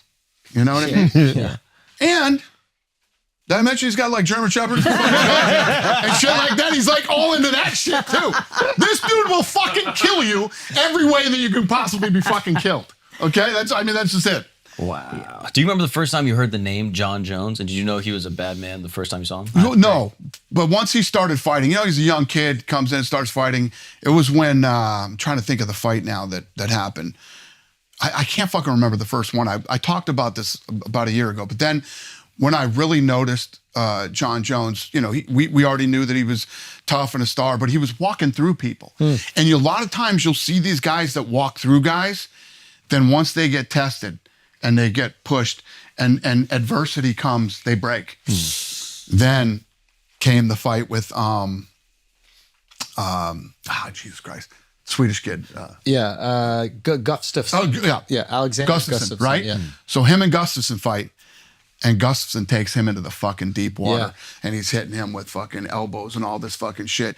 And now that we look back on Jon Jones, we know the real shit that was going on. That's the other thing. Yeah. If you want to fuck with Jon Jones, he was partying and doing fucking crazy shit Yeah. through his entire camps. Yeah. He was doing shit that most people couldn't get up and go to fucking work the next day, let alone get into a fucking 5-round title fight with the baddest people in the world. That's what he was doing at this time. And he fucking gets Took it through up that Gustafsson fight. And that's when I really started to say, this dude might be one of the best. Special. Is there a time where you guys have to step in and go, hey, you're going to ruin everything if you don't get your life together? Yeah. Do you try to do that? Like, Yeah, do these of course, guys of listen course, in those but moments? You're Like, dealing with grown men that are wired completely different than everybody in this fucking building, let alone the room. Yeah. Probably everybody in this fucking city block. And you can't babysit these guys. It's like, you know, oh, how can you keep them from spending their money? You can't. Yeah. How can you keep them from doing this? You can't. How can you know, we do the best we can to help these guys, you know, in every way, shape, and form in their personal life and professional life. But you're dealing with grown men that are wired completely different than the rest of the world. yeah, I think that's the part that's hard for most people to realize is the wiring, because they're putting their own expectations on a fighter. And that 100%. fighter is waking up and that day begins very differently. Well, you know what's crazy is that so many people say to me, you know, when you talk to people that aren't real fight fans and aren't in the fight world, I feel sorry for these guys. You know what's crazy? They feel sorry for you yeah. You'll never experience that level. of everything. yeah. Plus, you wake up every day and get in a car and sit in bumper to bumper fucking traffic, and you sit in a cubicle every day, Yeah. and you never achieve the type of things that these guys fight one time, then they go fuck off and do whatever they want to do Yeah. till they think they want to fight again, and Yeah. then they come back and, you know, and they test themselves against literally all the best in the world. You're saying when they're practicing, when they're training, and Or you're saying the In the actual fight. When they actually go in and fight. Yeah. They're always testing themselves in front of the entire world. You versus another person on the world stage. You know, you put yourself out there like that. It takes a very unique, special type of person. I mean, what do you think that. Jon Jones is walking around every day knowing that there's 7 billion people on the planet and there's not another person that could beat him up? Yeah. I can let you know that. I can let you know that's how I walk around feeling. Like, what does that do to your fucking head? Yeah, it's crazy. There's not another human being. Like, who's the Usain Bolt, the Jamaican, the sprinter? Right. Like, he must feel pretty good knowing he's the fastest. Right. Imagine knowing not a single human being could beat you up on the planet. It's fucking crazy. It's Ugh. true. It's true. And the funny thing is with most guys think they can fight and they fucking can't. You know what I mean? Yeah. Most fucking guys that are walking around out here right now That's don't the know nice how to thing fight, about, like, but think they can. And Yeah. a guy like fucking Jon Jones and the Khabibs and the fucking, you know, these guys in the world would literally walk right through fucking almost every guy on the planet. Isn't that fucking... If I see those cauliflower ears, Oh, he's like, yo, you got it, brother. You gotta keep it moving. You got it. yeah, that's more And the scary scary than thing- like a red bandana. Yeah. Well, the scary thing is about like UFC guys. It's like Sean O'Malley. If Sean O'Malley didn't do all the crazy shit with the hair and the clothes and all that shit, and he looked normal, 100% of guys that saw Sean O'Malley would think they could whoop his ass. Yeah. Interesting. Yeah, skinny, tall, white 100%. dude, loves video games. One fucking punch. Game over. Yeah. That kid hits like a fucking truck. Yeah, he does. So yeah, it's fight business is pretty fascinating. Okay, we're almost there. Business takes off. People are loving it. It's still not as big as boxing. When does it take the step past boxing? And what does that feel like? So Do what's you even interesting envision is, it even like you're creating a new sport? Do you envision it being bigger than the thing that you spent most of your life doing? well, that's the other thing that everybody told me. This will never be bigger than boxing. This will never be bigger than We know how to motivate Dana. It is very easy to motivate Dana. So- Dude, you'll never quit gambling. So one of the things that I started to notice about boxing was it started to fall apart at an amateur level. I was involved in the amateurs back then, and it was Like gloves. really dirty and fucking corrupt. And, you know, then you saw NBC drop the box offs. Remember they used to have the Olympic box offs before the Olympics? Yeah, Floyd fought on NBC, Oscar De La Hoya. I mean, all these guys that were moving up, they all fought on NBC to lead into the Olympics. They got rid of it. Once it starts to fall apart at an amateur level, Yeah. and we were gaining traction and starting, you know, more people. If you were a younger guy, you were going to train in MMA instead of fucking Yeah, boxing. I remember that shift starting to happen amongst my friends. Like, oh, I'm going to go train MMA instead of boxing. It was my friend's kids. That's when I noticed it. My friend's kid started taking jujitsu. And I was like, what? Because when you're young, you like take taekwondo or karate or some 100%. shit. And when he said, yeah, I put my kid in jujitsu, I was like, oh, it's out of here. I was like, UFC's out of here. And that was our biggest thing. Our thing was, you know, I grew up in an era where, like fucking John Wayne movies, he'd hit a guy, he'd go down. You didn't jump on him and start beating the shit out of him. You stood him back up and you fucking hit him again, right? Yeah. It was like, it was unfair, it was unmanly, it was whatever you want to call it, to jump on a guy and start beating his ass. Then the other problem was we were like, how is anybody going to understand what's going on the ground with the jujitsu? So 2 things. Joe Rogan, Yeah. who was fucking Huge. instrumental Huge. in the commentary, because he would start telling you what was happening before it actually started to happen, right? And Joe's good at talking. Setting Joe's him good up at for an armbar. expressing Yeah. and explaining things and laying it out. And then jiu-jitsu just took off like fucking wildfire. Everybody started taking jiu-jitsu. So now there's an education about what's happening on the ground, and you don't have these people confused and it looks like they're just hugging. 100%. You know what they're setting up. Okay. So you lift the IQ of the audience. And like I said, I felt like boxing started to fall apart at an amateur level. It was completely falling apart. And I felt like we started to gain traction. And I grew up in the 80s and 90s, you know. By grew up, I mean went through high school and graduated. And I always felt then that it was like all old money. Old money was the only way you could, and to try to be bigger than like established companies like boxing was impossible, and everybody would tell you it was impossible. That's not the case these days. Because of social media and the internet, it's changed everything. I mean, you really blew up during COVID. Yeah. You were doing those videos during COVID when there was no other, you did that yourself. Well, we all did it. But I'm saying you didn't need. Yes, we didn't need a big I'm not studio. talking about whoever helped you. Yeah. You didn't need a fucking network Yes, you're or right. an agent or somebody to fucking believe in you. Yeah. You were innovative. Yeah. You were talented. And you figured out how to fucking get on there and do it. That shit couldn't happen back then. True. So I remember people coming into my office saying, I want to show you, this is the new thing. This is called streaming. So you're going to be able to stream videos on the internet. And I was like, oh, okay. So they play this video and it go, buffering, play 3 seconds. Buffering, play 3. I was like, oh yeah, this is going to be real fucking huge. This sucks. But look at how fast technology caught up. Yeah. And now, I mean, 20 fucking years ago, this didn't exist. Yeah. Right? I was just telling fucking Rogan yesterday. I was in LA and Rogan hits me up and says, hey, would you be on my podcast? And I was like, the fuck is a podcast? Yeah. Right?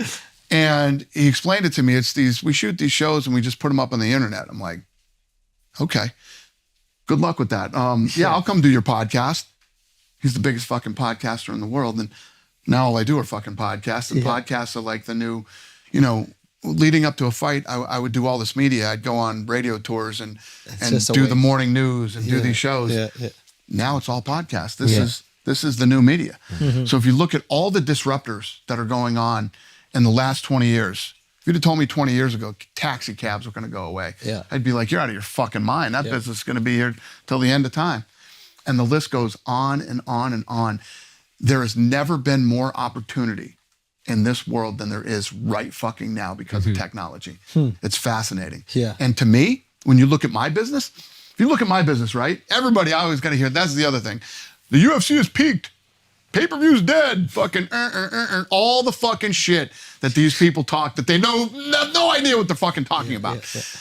Our big fucking dream and goal for me and the Fertittas brothers was a match. So if I'm doing the fight this Saturday from Jersey, right? I got to have my ESPN deal. I got to go cut deals in fucking Canada, Mexico, all over the world, right? We have all these different television deals.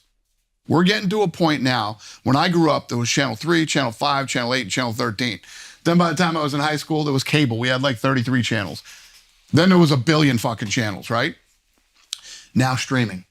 You got fucking Amazon, Netflix, fucking ESPN, Disney. Over the next several years, the players, there's going to be a Channel 3, Channel 5, Channel 8, Channel 13 globally. Back to the beginning. Who will they be? Yeah. Who's going to win this fucking battle? So when you think about my business, right? We dreamed of a day where everybody could watch the same fight at the same time on the same channel. Now, there's 8 billion people in the world.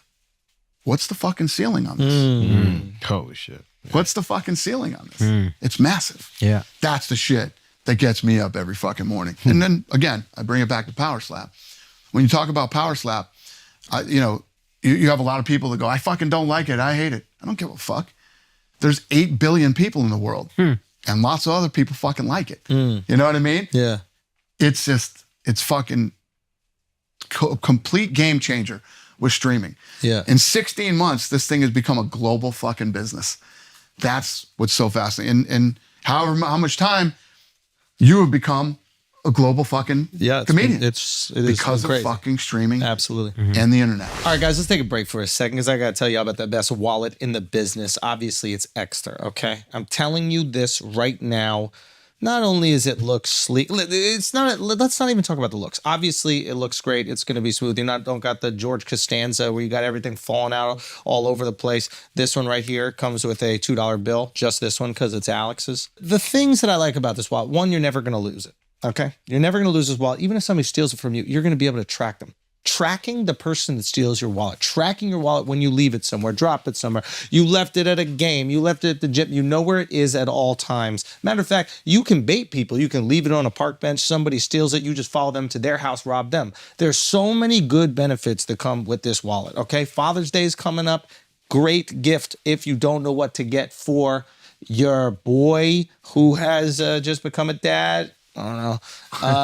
If you want to get it for your pops, if you want to get it for your boyfriend, your husband, this is the one to do. I'm telling you, it's time to try the number one rated smart wallet on the world right now. Stop fumbling for cards. Never lose your valuables again. Try it risk-free for 100 days. Right now, you can enjoy Extra's Father's Day sale with up to 40% off site-wide at shop.extra.com/flagrant and get an additional 5% with the code flagrant. That's shop.extra.com/flagrant. Happy Father's Day. Now let's get back to the show. Hey, we're gonna take a break real quick so I can help you make the biggest no-brainer decision ever. If you're looking to have some nice alcoholic beverages in the comfort of your own home, don't go out to the liquor store. Have it delivered to your door with DoorDash. Obviously, you already use this app to get food delivered to you, so why don't you just take the next logical step of having alcohol as well? The alcohol selection on DoorDash is top shelf. What a good word choice. Beer, wine, mixers, mocktails for your boy, and more can be delivered straight to your door. There are thousands of stores all over the country, so you're sure to find whatever you're looking for and more. The more is mocktails for people like me. So,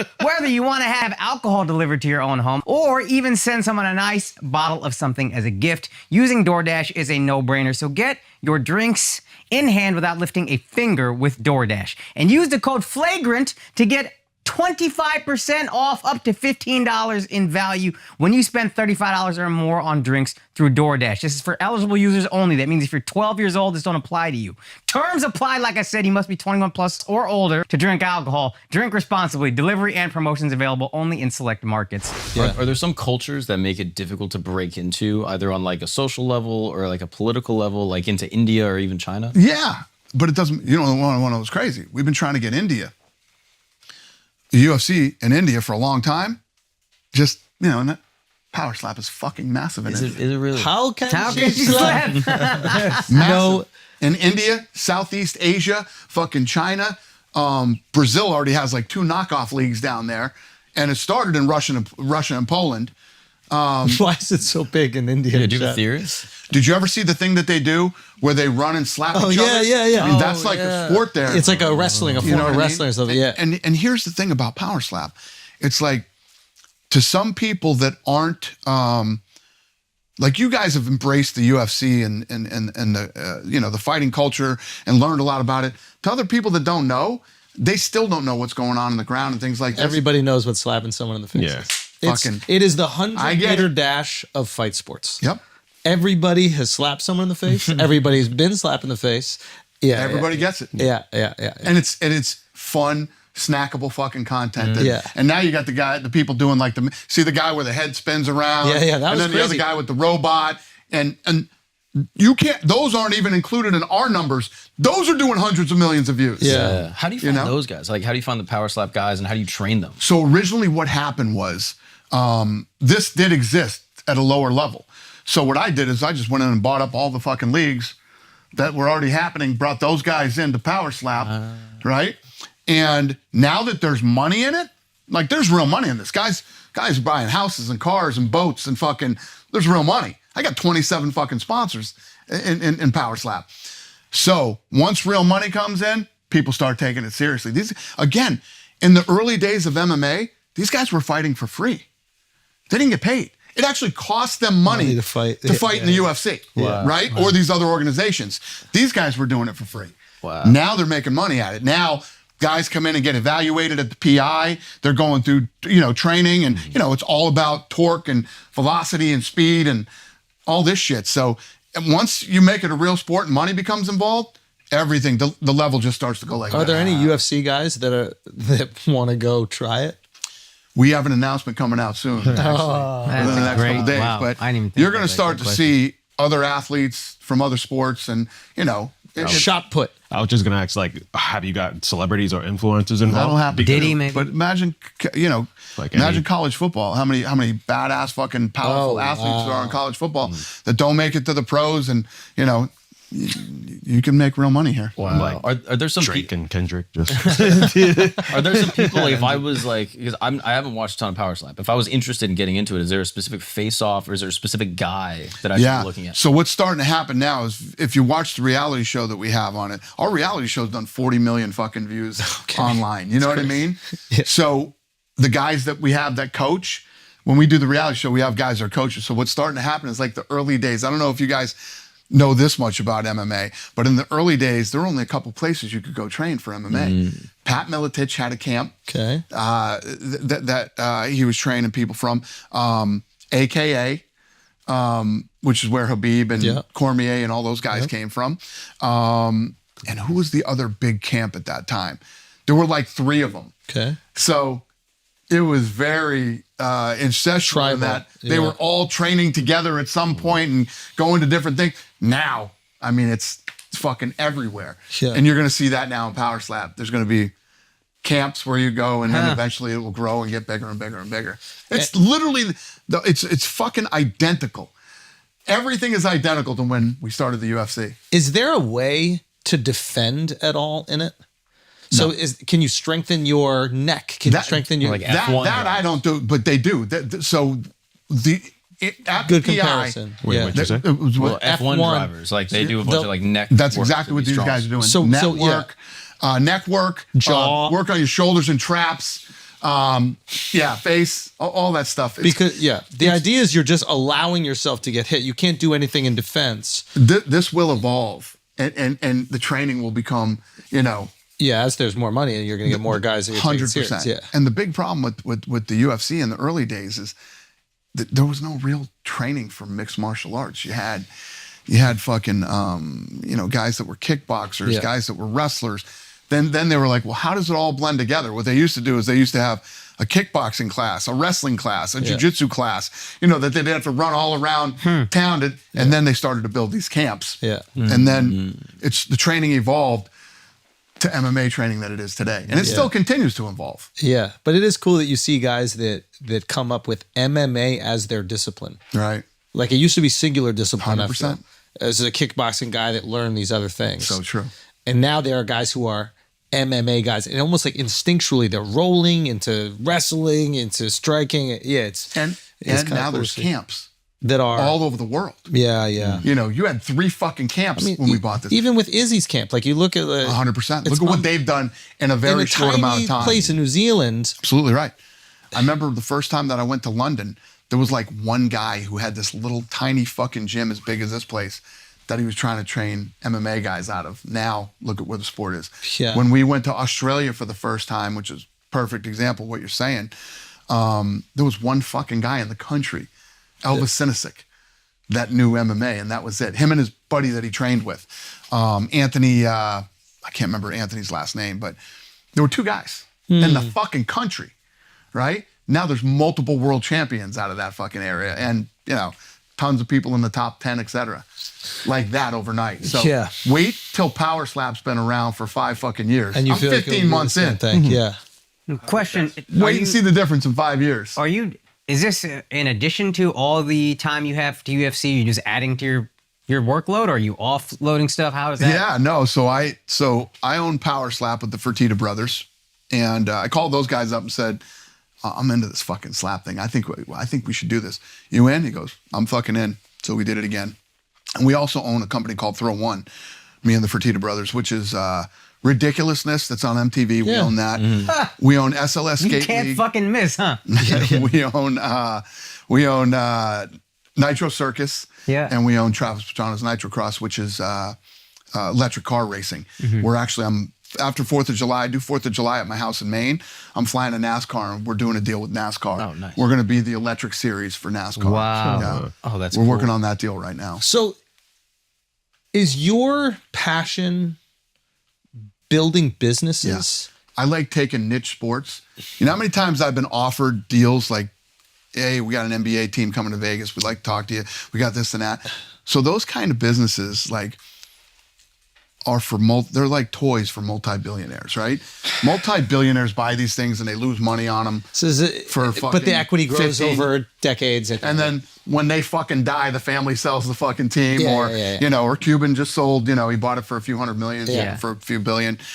I like taking niche sports that people don't think work and making them fucking work. That's what I like to do. Were there any businesses you tried to scale but didn't work exactly how you wanted? Yeah, I'll tell you, the only business I've ever failed at was we bought during the crash in 9 and 10. Yeah. I'm driving to work one day and all the fucking car dealerships are closed. You remember the bottom fell out in the market, the housing market fucking collapsed and all that shit happened, right? And I'm like, there's lots of good fucking people who need a car, especially in Vegas, and don't have the credit now because the fucking house foreclosed or whatever it is. So I bought a car dealership. Let me tell you what. It was a fucking shit show. And the only thing that fucking saved me and my partner did it, me and one of my best friends, we bought it together and tried to run this thing. And I didn't lose on it.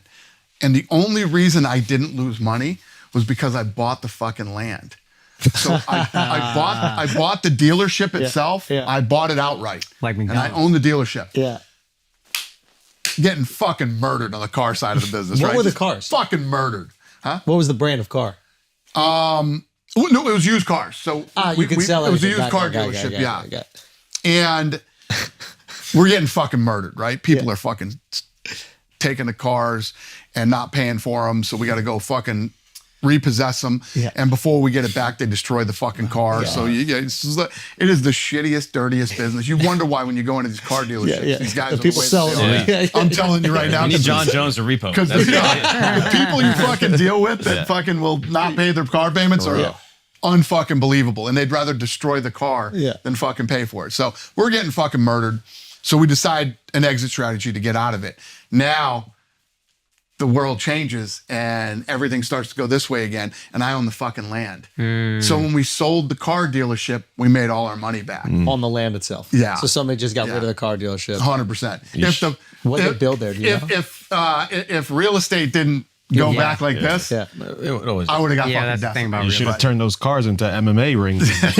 You would have made your money back. Off of his But- question, is there a business that you could have invested in, didn't, and regret it? Like I think Mark Cuban and Uber. Yeah. So that was the Maloof family that owned the Palms. Yes. They were absolutely instrumental in the Golden Knights coming to Las Vegas. And I love the Maloof family. They're fucking great people. I've always had an incredible relationship with them. So they first came to me and said, hey, we're bringing hockey to Vegas and this and that. And I was like, hockey in Vegas? Yeah. Yeah, that ain't gonna work. Ah, Golden Knights is fucking massive. Yeah, And yeah. They've already won fucking championships and Yeah. everything else. So but again, that's a sport that's already established. I don't even think that would get you going. You like taking the niche sport and blowing it up. Hockey's already one of the big sports. and I didn't really get the hockey thing in Vegas. I didn't Yeah. see it coming. So Yeah. but yeah, I could have invested in that and I didn't. But as far as like nobody's ever come to me and been like, yeah, we're gonna start this thing called Google and I didn't invest in it. There's never been anything like that. Okay. I'm curious on the topic of people pitching you ideas. I mean, you were saying people just come in as Shark Tank. What is the one mistake that people make when they pitch you an idea that makes you immediately go, I'm good? No, nothing really. It just depends on the product. I'll tell you an interesting one. This fucking guy just came in and met with me. He's from New England. He already owns the business and it's fucking kicking ass, but he's looking to expand and he needs relationships, not just here in the United States, but globally. So he takes rice, husks of rice. You know, I didn't even know rice had a husk, but rice have husks on them. And basically when they get rid of the husk, it's fucking waste and it's a problem like any other type of waste. He's figured out how to turn rice husks into wood.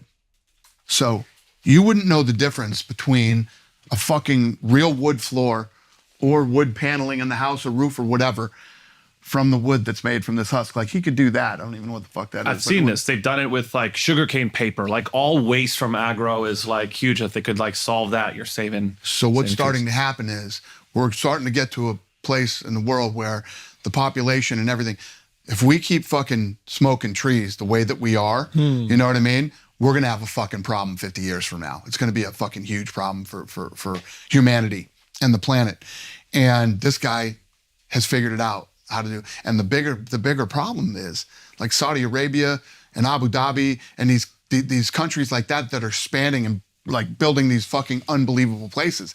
He can actually go in there and do it with this wood that it's just as durable as good wood. It looks exactly the same. Any type of wood that you would put in, they can mimic with these rice hulls. Unbelievable. What a fucking business that is. Yeah. And not only is it a brilliant fucking business, but it's great for the fucking planet. Yeah. And it's great for humanity over the next 50 years. So Lorenzo and I are taking a deeper dive into So this he business. pitches you, and your immediate excitement, you tell Lorenzo. Yeah, Lorenzo's I literally like, picked up the phone and called Lorenzo and I said, we need to take a in look front at of the this. guy. Yeah. I mean, he's got to be so excited.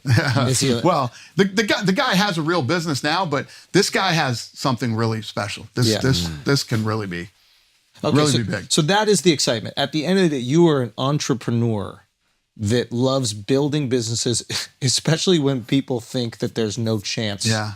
So you almost need the monkey on your back a little bit. I do. I hate to fucking admit that, but I do. But it's extra motivation. So these people that, you know, I love negativity. Yeah. I love negativity. Just lights up. I love it. Just I lights up. fucking love it. Go in the comments section and shit on me and tell me what it can't happen. It's like the stuff that fucking wakes me up. Okay, that why- explain blackjack to me then. Well, Explain here's the other gambling. thing too. Like, I need to understand. And like when you said UFC 300, did you see the video that I came out Yeah, with? of course. I'm, Yes. I'm a low road guy. I always take. You know, and I love, you know, you have these smug fucks Give me one, on Mark. whatever who act like they fucking know what they're talking about, Right. and there's nothing better than just Shitting fucking on them. Okay. showing them that they have absolutely. No Okay, idea so what explain they're to talking me the gambling. You love it. Yeah. Even when I see you talk about it at press conferences, you are like excited about it. Like you're happy you get a question about it. Even now you're smiling. Like, explain to me the feeling of it. Is it close to anything else? about. Yeah, it's right up there with everything that I love. From fucking like, you know, I'll give you an example. Like, I'm in a position where I'll be home. Let's say my family's out of town, right? And I got Friday, Saturday, and Sunday. Now I could fucking jump on the plane and I could go anywhere. And I could literally do anything. I want to go to Caesar's Palace.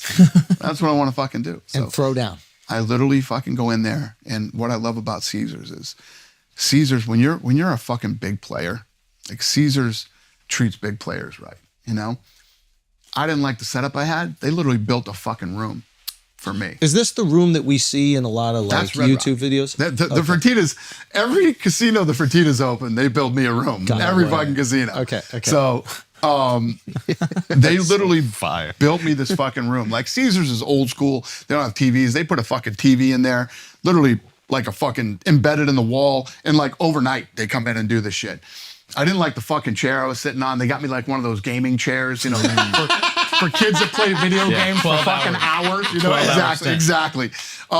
They put a dining room table in there because I'll order food from the different restaurants. Yeah. And I go in there, and what I love about Caesar's is they treat their players right and they do everything the right way. They don't ever sweat the fucking money ever.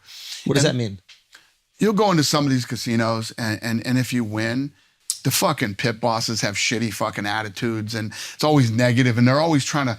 You always feel like they're fighters not get trying to paranoid. fuck you? Yeah. Gamblers get paranoid too. Like these motherfuckers are trying to, like, there won't be somebody at the cage to give me my money because they wanted me to fucking wait and see if I'll keep playing and fucking lose. Just all these little things that if you are a fucking gambler, you know what I'm talking about, right? Caesar's has none of that shit. And every one of the fucking dealers want you to win because I take care of fucking all the course. dealers. Yeah. And there's a good vibe and a good energy. And I play Baccarat, and Caesar's Baccarat is fucking packed wall to wall with Chinese. Chinese have good fucking gambling vibes, man. Chinese are fucking absolute degenerate fucking Baccarat players. No mush. No mush. No They mush. will sit there from love fucking 6 o'clock at night till 10 o'clock the next morning playing Baccarat. Okay. They're all upbeat and fucking good energy, and I fucking love it. So what I love about, those are all the things that I love about Caesar's Palace in Vegas. And then the other thing is, and the thing with Caesar's too, is if you're a big player, every Christmas, they open up all their ballrooms. And the ballrooms are packed with fucking snowmobiles, motorcycles, TVs, electronics, jewelry, clothes, everything. And you can go in there and shop for Christmas and do whatever. So Lene, who's my head of PR, she's in the other room here. I give her the stuff and she goes and she gets all the stuff and gives it to the employees, my employees. So we use all my fucking points to shop for the employees at UFC. And that's another thing I love about them. But the other thing is they're the biggest casino company in the United States. They have 44 casinos. And I love the fact that it's me versus them every fucking night. I go toe to toe with the biggest casino company in the world. And I'm in this fucking war with them right now. Okay. Since Jan 1, I'm in this war with them. Been playing Baccarat, and I beat them for $16.5 million. Wow. Since January 1. Since Jan 1. So every night is like this fucking war. And I've only, since Jan 1, I've only lost to them twice. But I have such a fucking big lead on them. They need me to get murdered like Bad. bad. Do you ever go on, To what is it catch called? up. On tilt or whatever? What is that the term? On It's a tilt? poker term for sure when you're emotional. Where you just can't stop. on tilt is also. Or are you very diligent about the way you gamble? Where you go I'm under a usually certain very amount? diligent, but I'm not going to say there's not been a couple times, and those are the times that I lose when you fuck up and you stick around a little longer too than you long. should have. Yeah. Okay. To bring this back to UFC, that event, the energy. So think about this too. Okay. This is what I love too. This is not a. is- By the way, this this- is a gambling question. I'm going to ask you. This again. So this is the biggest casino company in the country, right? And I'm on a fucking run that 6 o'clock the next morning, emails are flying around the fucking company like, this motherfucker beat us again. This motherfucker beat us again. And you love the fact that you're driving them fucking crazy. I love it. I love it. And the other thing that I love about it's the Carano family that owns this, that owns Caesars. I don't know. Gina Carano. What? Yeah. The Carano family owns Caesar's Palace. Yeah. I didn't know they, that. they own the biggest casino company in the country. And Gina Carano, the Yeah. UFC fighter, and now she's makes films. Oh. She Yeah. was on Mandalorian, Yeah. and she got kicked off because I think she didn't want to get She had vaccinated the or whole something. fallout. Yeah. that's Gina Carano. Wow. I didn't know her family. Oh owned- no, she lost. Yeah, the her Disney family. Plus Her show. father is Glenn Carano, and yeah, they own all the casinos. And the thing that I love about them too, they're so fucking classy about how they do everything with whatever. When I'm like, I'll run into them in the hallways when they're in Vegas. They live in Reno, but when they're in Vegas, I'll run into them, and they couldn't be classier about it, and just classy, good people. So I love Taking going their to war. money. Yeah. With them It's every sportsmanlike. day. You know what I mean? It's, Yeah. it's like, and if I'm gonna lose, I want to lose to classy, good fucking people like them or the Fertittas. You know what I mean? So yeah. it's fun for me. It's what I love to do. It's Final fight, first Spike TV final between Bonner and Forrest. The whole card you said was okay. You're going into that final fight. The contract is dependent on this final fight. the card was not great. Right, you were saying that earlier. It wasn't okay. It was not Oh, it was great. bad. Okay. The excitement of going into that final fight, is that the same as when you're on a run? No, I would say the excitement after that fight and how I felt after that fight. I knew no matter what happened, we had it. That's the Baccarat run? Every night when I walk into Caesars and I walk into that high limit room, I'm fucking amped up and I can't Same wait feeling. to play. Do you Can't know wait who, to play. Kerry- Here's the biggest Yeah. thing. It's easy to talk about the wins and winning and it feels good. It's much like fighting. It's the highest of the highs Yeah. and the lowest of the lows when Yeah. you lose.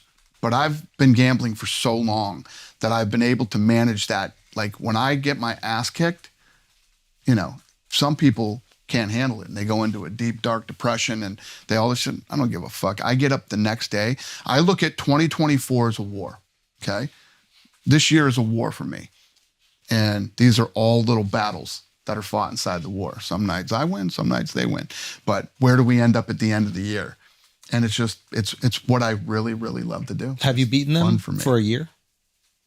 Have you beaten them Have for you a ended whole a year? year? Yeah. So you go through, at the end of a year, you're either get decimated and you're fucking whatever, or you beat them by a margin. Yeah. Exactly. Or you're even. But that feels good. Nah, it's just what I like to fucking do. Yeah. What's the most you ever won in a day and the most you ever lost in a day? So I literally have won. So what I do in a day is I keep my day at $1 million. Okay. So if I win $1 million, Conservative. Yeah. I leave. I've been clipping these guys for $1 million a night. Oh, you mean you stop at the million? Yeah. When I beat them for $1 million. So for the last, since Jan 1, I've been clipping them from anywhere from 800 to 1 million a night, right? When I go in and play. And when I lose, I'll go guns a-blazing and go through my whole fucking credit line. What's which your is credit 6 line? million.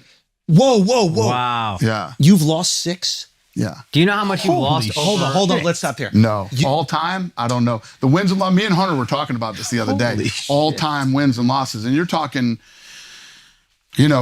probably 20 years of hardcore real gambling. Yeah. You lose 6. You walk out of there. What is the first thing you do? It's usually late, so I go home and go to bed. No milkshake, no nothing, no like sugar high to make you feel better. Like No. I fucking Just another day. shake it right 6 off. million. Go home, go to bed, get up, go to work the next day, and then figure out what the next game plan is. But I'm in a position right now with these guys where they're in a unique position because if I'm up 16.5 on them. So if I keep winning, it just keeps getting worse. So I'm eventually going to lose. It's eventually going to happen. And when I lose, I'll lose 6 million. So they know that. They're waiting for the big drops. 100%. So I'll lose 6 million. Well, I'm still up fucking 10 million on them. I got to go on a really bad fucking run for them to catch up to me. How much skill is there in Baccarat? It's 50-50. Oh, it's the closest statistical game. It's more than blackjack? Exactly. Way more. What's Okay. weird, this is what's fascinating That's why to Asians me. play it. Yeah. As far as Baccarat has the best odds, yet they'll let you play more money on that than they will on. You can bet $300,000 a hand. And what's the on justification Baccarat. from them? And blackjack's 75. So, and why would they? Blackjack's way harder to win. Do you know how many multiple nights you're going to walk in to a blackjack game and win $1 million? Fucking zero. Fucking zero. Have you asked- But Baccarat? Have you asked Here's why the they thing do in that? Baccarat, 300,000 a hand, right? And your number's $1 million. You win 3 hands and you're out. And this is your week. You're excited. You're ready to dive in. You're ready to walk away after 3 hands? Oh, fuck yeah. When you have $1 million, You got It's the war. It's 2024. where's my phone? Hey, can you guys hear me in the other room? Bring me my phone if you can hear me. Why? What do you got? What do you got? I'll show you something. Whatever it is, I want to see. We have the intro to this episode. Yeah. Okay. Wow. I bet you that actually goes in the favor of the house in some cases because I wonder if people, like their competitive spirit, they're like, oh, this is the chance I can win. So they're willing to bet more. I wonder. Like, I wonder if it drags or pulls in a certain subset of gamblers. You know what I mean? They want the Listen, man, highest that place is full of sickos every single night. So Yeah, that's fair. Have you built relationships with some of these people? Because Because it's got to be the same guys. Yeah, the high rollers. yeah. When I walk in, we're fist bumping everybody and shit. And when people see that I'm winning, they'll run over. I see somebody winning. This was the other night. Wow. Yes, yeah. That's $1 million on the table right there. Wow. What's a That's tip? that's $1,025,000. What's right a tip to a dealer when you're winning $1 million? So every time I play, no matter what I play, I tip the dealers 10,000, and then this is the room in the back room. Wow. Oh, you're walking out with cash. Holy shit. That's $1 million right there. Actually, that's 1.1. Imagine you see him walk in, and you know you're leaving with 10,000 that night. That's crazy. Yeah, Wow. that's- Yeah. The only winner in the casino is a guy who's that's the dealing it. Wow. That's what $1 million looks like? 1.1. Wow. Wow. Do your kids gamble at all? 1,137,000. Son, he just rounded So I can down show to you. 37,000. I can just keep going. Here's the next one. Here's another one. I mean, back to back every night. I could just keep showing you fucking Spoils videos of war, dude. of $1 million. Spoils of war. That's the other one. That's the night before. Wow. What are some of the shady things that the shitty casinos will do to try to rip people off? There's so much shit. I wish I could remember the name of this fucking casino. It was up in Niagara Falls. Piece of shit casino that I went to. This is why you don't want to play at those type of casinos. So I had a host up there, and he's like, "Yeah, come play or whatever. You know, we'll give you $1 million." And I said, "I want $1 million in credit." And they're like, "No problem, no problem." This and that and everything else. So I get up there, I start fucking playing and I lose 300,000, right? And right when we got there, he brings me the credit thing and it's for 300 and I sign it. And I'm like, I thought we were $1 million. Yeah, he's like, I'm going to keep if you lose, hopefully you don't, I'll just keep bumping it another. I lost the 300 and they denied me the rest of the credit. Get the fuck out of here. Motherfucker got me to go there and told me he was going to do something and didn't do it. And if I wish, nobody's ever asked me this before. I wish I remembered the name. But if any of those casinos in Niagara Falls, fuck them. Don't ever play at those places. They're all dirty, shady, shitty fucking places, man. If you really want to gamble, right, and you live anywhere, jump on a fucking plane and fly to Vegas. Vegas is... First of all, there's a shitload of competition, right? There's casinos up and down the fucking strip, So downtown, they gotta whatever. treat you right, yeah. They're going to treat you right. They're going to give you the best fucking deals you get. They're going to give you a discount on your losses. If you lose, they give you a percentage of your money back. You can negotiate that type of. There's all kinds of things you can negotiate. Is that like depending on You the amount can you or lose? anybody Because- can. 100%, depending on what type of player you are. But if you're a consistent good player, the casinos in Las Vegas are going to take such good care of you that none of these fucking shitholes outside of Vegas could ever even compete with. So if you're going to go lose, I don't give a fuck if it's $2,500. Jump on a fucking plane to Vegas and make a weekend out of it.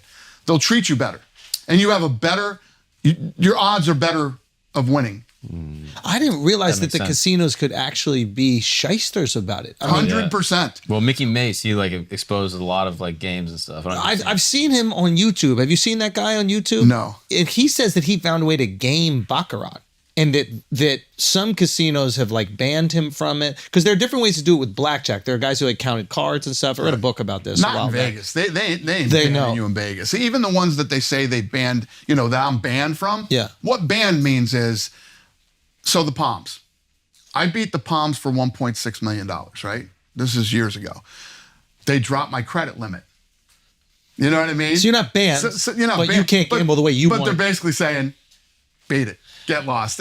Without saying, oh, you can't play here anymore. If somebody's claiming they were banned, they fucking cheated or they did something fucking dirty or they just don't want. You're a guy that they don't fucking want in there. It's not because you're that fucking good. Yeah. What happens is when you consist. What makes me dangerous is bankroll, and I will fucking go in there and I'll play 3 fucking hands and leave. Yeah. That's what makes me dangerous. They don't like that kind of You're play. looking at big picture. 100%. Listen, if I'm a guy that flies in for the weekend, You're staying for right, the fucking and do whatever, I'm coming in every fucking night, right? And I'll clip you for 3 fucking hands and leave. They don't like that kind of play. That's not what happened to the Palms. The Palms, I legit beat these guys at blackjack for $1.6 million over 23 trips. So in 23 times, I went 23-0 against them and beat them for $1.6 million. So they dropped my limits on what I could bet. They wouldn't let me bet that much anymore. Can you right? negotiate with them on the flip side? Like, yo, I just won 2 mil, but how about you only pay me 1.2 and I can do something for you guys? Like, is there ever a reverse negotiation that happens? Oh, hell no. I take every fucking time out of that fucking place. that was a lose-lose. Yeah. You pay me less and I do something for you. Well, who knows if the guy owns Well, something in politics? We could work out a deal. If I'm clipping you for $1 million a night, you guys just give me $250 and I won't come. I wish I could negotiate that deal. But anybody who's saying they're kicked out of a fucking place because they're good, they're full of shit. They don't literally kick you out unless they catch you fucking cheating. If you're a fucking cheater, they kick you out. What they do is they drop your limits.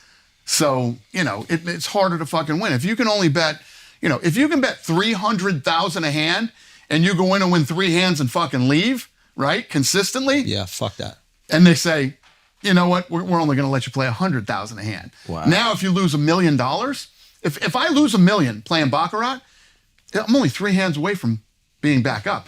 If you lose $1 million at 100,000 a hand, you got to win 10 hands in a fucking row. And that's not going to happen statistically. You know what I'm saying? Do you have any stories, like, you don't say who, but like with high rollers? Like, I'm sure you're with like oligarchs and princes and like big tech CEOs. Like, do you have stories where you saw a guy and you're like, that guy's crazier than me? Like, he's doing stuff that I've never seen people do. Or a big loss or something. I think that if you fucking really, there's only a couple guys in the world here in the United States and in Vegas that play like I play. MJ? You got any MJ stories? Oh, that's good. Well, I've heard tons of Jordan stories, but I've never actually seen it. I'll tell you this, though. Charles Barkley Charles Barkley's a gambler too. Yeah, Charles yeah. Barkley came to Power Slap, and the one that we did at the Durango, and I have a big gambling party after, and he fucking beat him for like $650,000. No way. Yeah, Wow. yeah. Barkley beat them love for that. like $650. He crushed it. I love that. Yeah.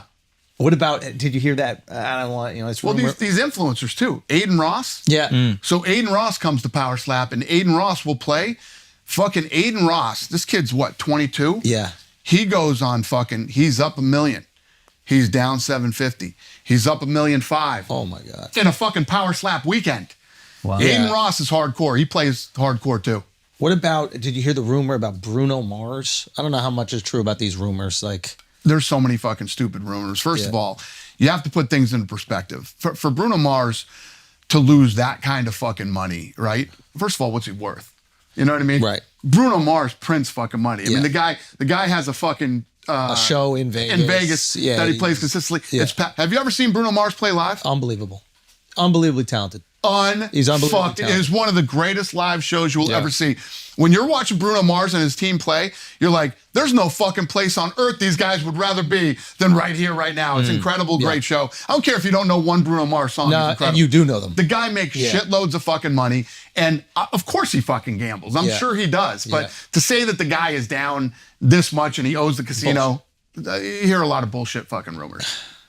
Is there anybody that you find is bad luck and you don't want to gamble with? 100%. Wait, are you gonna look? Listen, there's fucking, Okay. there's guys. This is so true. This is why I was talking about Caesar's Palace. When you go into Caesar's Palace Baccarat, fucking high limit room, right? Yeah. It is fucking wall to wall with Chinese people that are fucking like straight out of China, like straight from China. Yeah. And I learned the game by watching them. Okay. I've studied them playing the game and watching and all this shit, and it's fascinating. But they have a good energy about them, and they are very superstitious. Like certain animals that you might have on your fucking shirt, No, or get that shit out of here. there's tons of different shit that the Chinese are very superstitious about. And I don't know why. I love the fucking energy that these people have when they're in there. So you know, and when the dealer flips the cards and they're all screaming, monkey, monkey, monkey, and they're fucking slapping the table. It's fucking awesome. There's just an energy level in there that is fucking awesome. And yes, great. you get some fucking guys that walk in and you get that vibe from them. This is fucking the real life Eddie fucking Mush, this guy. Could be anything. The wrong animal, the fucking wrong attitude, the way he looks, the way he plays, things he says. Do you ask him to leave? Like, it's a mush. No, you just get the fuck away from him. You move to another area and you get away from, the Eddie Mush. Yeah, that's fucking real. Wow. Yeah, there's real Eddie Mushes out there. What are your other superstitions? Is there like a pair of shoes you wear? Is there like a tie? Nah. Is there something? No, I have to have a vibe with the casino. When you walk in, there has to be this vibe in the place, and you have to vibe with the dealer. My biggest superstition is when you get a shitty fucking dealer that has a bad attitude, and you're like, this motherfucker wants me to lose. Yeah. That's sort of my thing. Okay. And so they probably set you up with the people you like now. Yeah, it's just I have this thing where I'm very fortunate in my life, and I take care of people. You know what I mean? Yeah. Whether it's dinner or this or that, the people who are handling your food or your drinks or whatever it might be, I take care of people. Yeah. And it's the same thing in the casinos. So normally in places that I play regularly, everybody's on my team. Right. You know what I mean? Loyalty, very important to you. It's huge. It's everything to me. The people that have had your back from early on, are they still in your life, and do you make sure of that? Yeah, I mean, I'm still hanging out with people that I went to high school with. My circle's very small, and it's like when we were talking about canceling, like people trying to cancel. I don't give a fuck what everybody else thinks or what they're doing or whatever. There's a very small group of people whose opinions matter to me, and 3 of them are my fucking kids. You know what I mean? Those are the only people that can cancel you. Yeah. You know? Your some son- fucking dipshit on some fucking... Who cares? You don't You know what I mean? Yeah. Some network or... Yeah. I'll tell you this the other day. I was talking to... I won't call these guys out on this, but we were talking about a deal with a group of people who are... They make shitloads of money, but they're looked down upon, okay? Yeah. And Jews? I was talking to them about a deal. Yeah. Right? And the guy who's one of the big guys in the company called me back and said, we talked to our board of directors and I'm already out. You're asking permission. I'm already You're asking wow. permission. If you have a fucking board of directors, Why am I talking that's to you? gonna Yeah, no, yeah. it's just like, I've dealt with that shit before. Yeah. Fuck you Yeah. and your board of fucking directors. Yeah. Yeah, that's the shit that's fucking, you get a group of fucking uppity douchebags Yeah. in a fucking room that are going to determine the way that something goes or how you're going to do business or who you're going to do business with or something that's going to go on. You already lost me. So he didn't want to do this thing, but he wants to do a few other things with me. We're going to do nothing together. Because you're going to have to deal with that. We're going to do Yeah. nothing together. I'm not doing the bureaucracy. Yeah. Yeah. Talk to your fucking board of directors. Yeah. Can I You just- guys are already a fucking pussy company that I don't even want to fucking deal with. You're a bunch of fucking pussies. Here's a question I've been thinking this whole time. What is it about you that you think, number one thing that makes you so successful about you? Like, what is it I felt like listening to this other podcast, I'm like, maybe he understands human nature in a way that's very deep, but I want to just ask you, what do you think it is that's made you so successful? I don't know. Listen, I get up every day and I work hard. I mean, that's that. A lot of people work hard, man. Yeah, but I believe in. I guess if you look at all the things that go on in the outside world and all the people that tell you what you can't do and what's not possible, I've built a team of people that I have got on board with me that agree with me and say, there's nothing we can't fucking do. You know what I mean? And when you build a fucking team of can-dos instead of can't-dos, like the Sphere, right? I said we can fucking do this, and I think this is going to be fun, challenging, and an experience that we will all look back on in 10 years and go, we fucking did that and we were first. Just like COVID. You know what I mean? Yeah. And the list goes on and on. There were a lot more reasons why I went through COVID. My team is one of them. And COVID never really made sense to me. So I don't know. I just built a team of can-dos, not can't-dos. That's awesome. We fucking, why, I say again, why am I doing the Sphere? It's expensive. It's literally fucking, my guys are working on this 24/7. It's tough because that's what we do. We kick fucking ass and we do things first and we do things that people say can't be done. And that's what I love to do. I love that. Dana White, ladies and gentlemen. Brother, thank you so much for being here, man. This has been awesome, dude. Really been It's on. great to meet people that exceed the expectations you have for them, man. You've absolutely done that. Thank you. I'm Congrats to you grateful, guys man. on all your Thank success too. Thank you I'm very really much. happy we could keep you here longer than the Howie Mandel podcast. Answer awesome. that. What was that set up with you and how it had to be? So what happened was I did the Sage Steel Yeah. podcast when she called me Joe. Well, okay, So- how did we not talk about both of these? Yeah, it was Joe Rogan. I have so many. I got a couple questions too. So first of all, Poor Sage Steel and I are Sage. good Poor friends. Sage. I love her. She asked me to be her first guest on the Yeah. podcast, so I go out there. Now, the studio is owned by Howie Mandel, where these podcasts take place. She was signed to Bill Maher's podcast company, Yeah. and they're all done there in Howie Mandel's studio. Got it. So we get done with the podcast and Howie Mandel walks in and he's like, I've 100 podcasts a week happen here. I've never watched any of them. I watched your whole podcast, love who you are, what you stand for and all this stuff. And we hit it off. We start talking, great dude. So he's like, let me show you around the studio. So he's involved in all kinds of shit. He owns social media companies and all this other stuff. Howie Mandel owns a lot of shit that people don't realize. Smart guy, great guy. So we're walking through and stuff. He goes, would you do me a favor? That's great. And I said, yeah, what's up? And he's like, would you come in and get up and walk off my podcast? That's great. I go, I would be fucking honored to walk off your podcast because I'm so fucking sick of doing podcasts. It's funny. That's So we go in there and do it, right? And he's like, awesome. take this to the grave. I said, done. I'll take it to the grave. Right? So Or take I'm it to walking around. Flagrant. I go do this thing with the Nelk Boys, Yeah. right? We're doing this monkey bomb fucking tour. Yeah. The whole fucking crowd starts chanting, fuck Howie Mandel. Fuck Howie Mandel. I go, whoa. Yeah. Yeah. Time out. I can't do this. Yeah. Howie Mandel's the greatest fucking dude ever. Sorry, Howie. It's just when I go out and people start fucking shitting on the guy, and I'm sure he could give a flying fuck. Yeah. I couldn't do it. Yeah. I couldn't do it. So Howie Mandel's fucking awesome and everything else. And the other thing that we started to talk about that I wanted to tell you too, I do this show called Looking for a Fight, and we go out and we go into different cities and we see what the city has to offer food-wise, entertainment, and all this other stuff, culturally, and then we go to fights. So we like to put ourselves in uncomfortable situations. I rode a bull. I rode a real PBR bull. Yeah. Jumped in the fucking ocean with sharks in the middle of fucking Florida, which is one of the dumbest things I've ever done other than bull riding. Yeah. And the worst thing that I ever fucking did was stand-up comedy.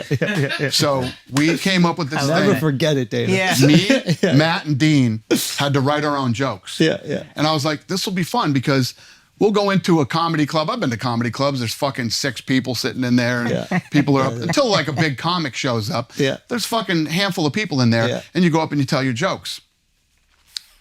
So we did this thing.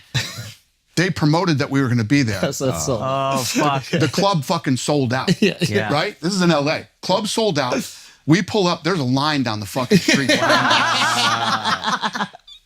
So I can't tell you a time that I've ever been this fucking nervous. It's funny. And the amount of pressure. Yeah. And just so you know, I fucking cheated too. Yeah.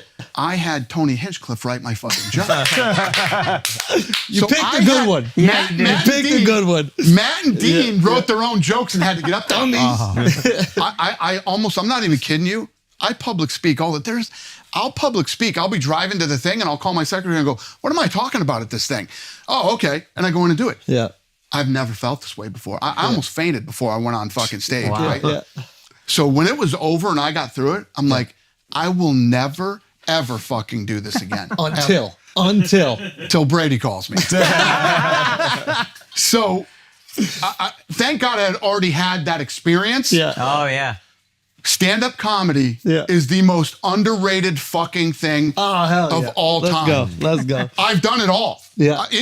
As far as business goes, and then on these TV shows, just fucking around doing shit. Yeah. There is nothing harder than going into a room of Now, let's go into the Brady Roast. All the baddest comedians in the world.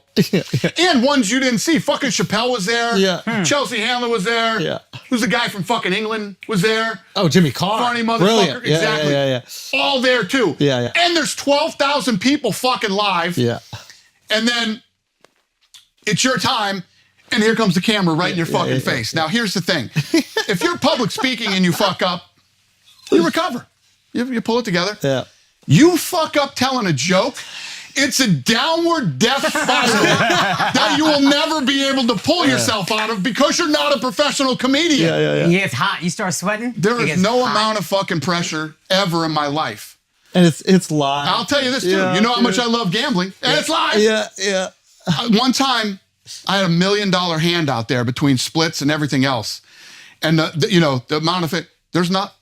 That doesn't even compare to doing stand-up fucking comedy, man. Fuck that shit. I've done it twice.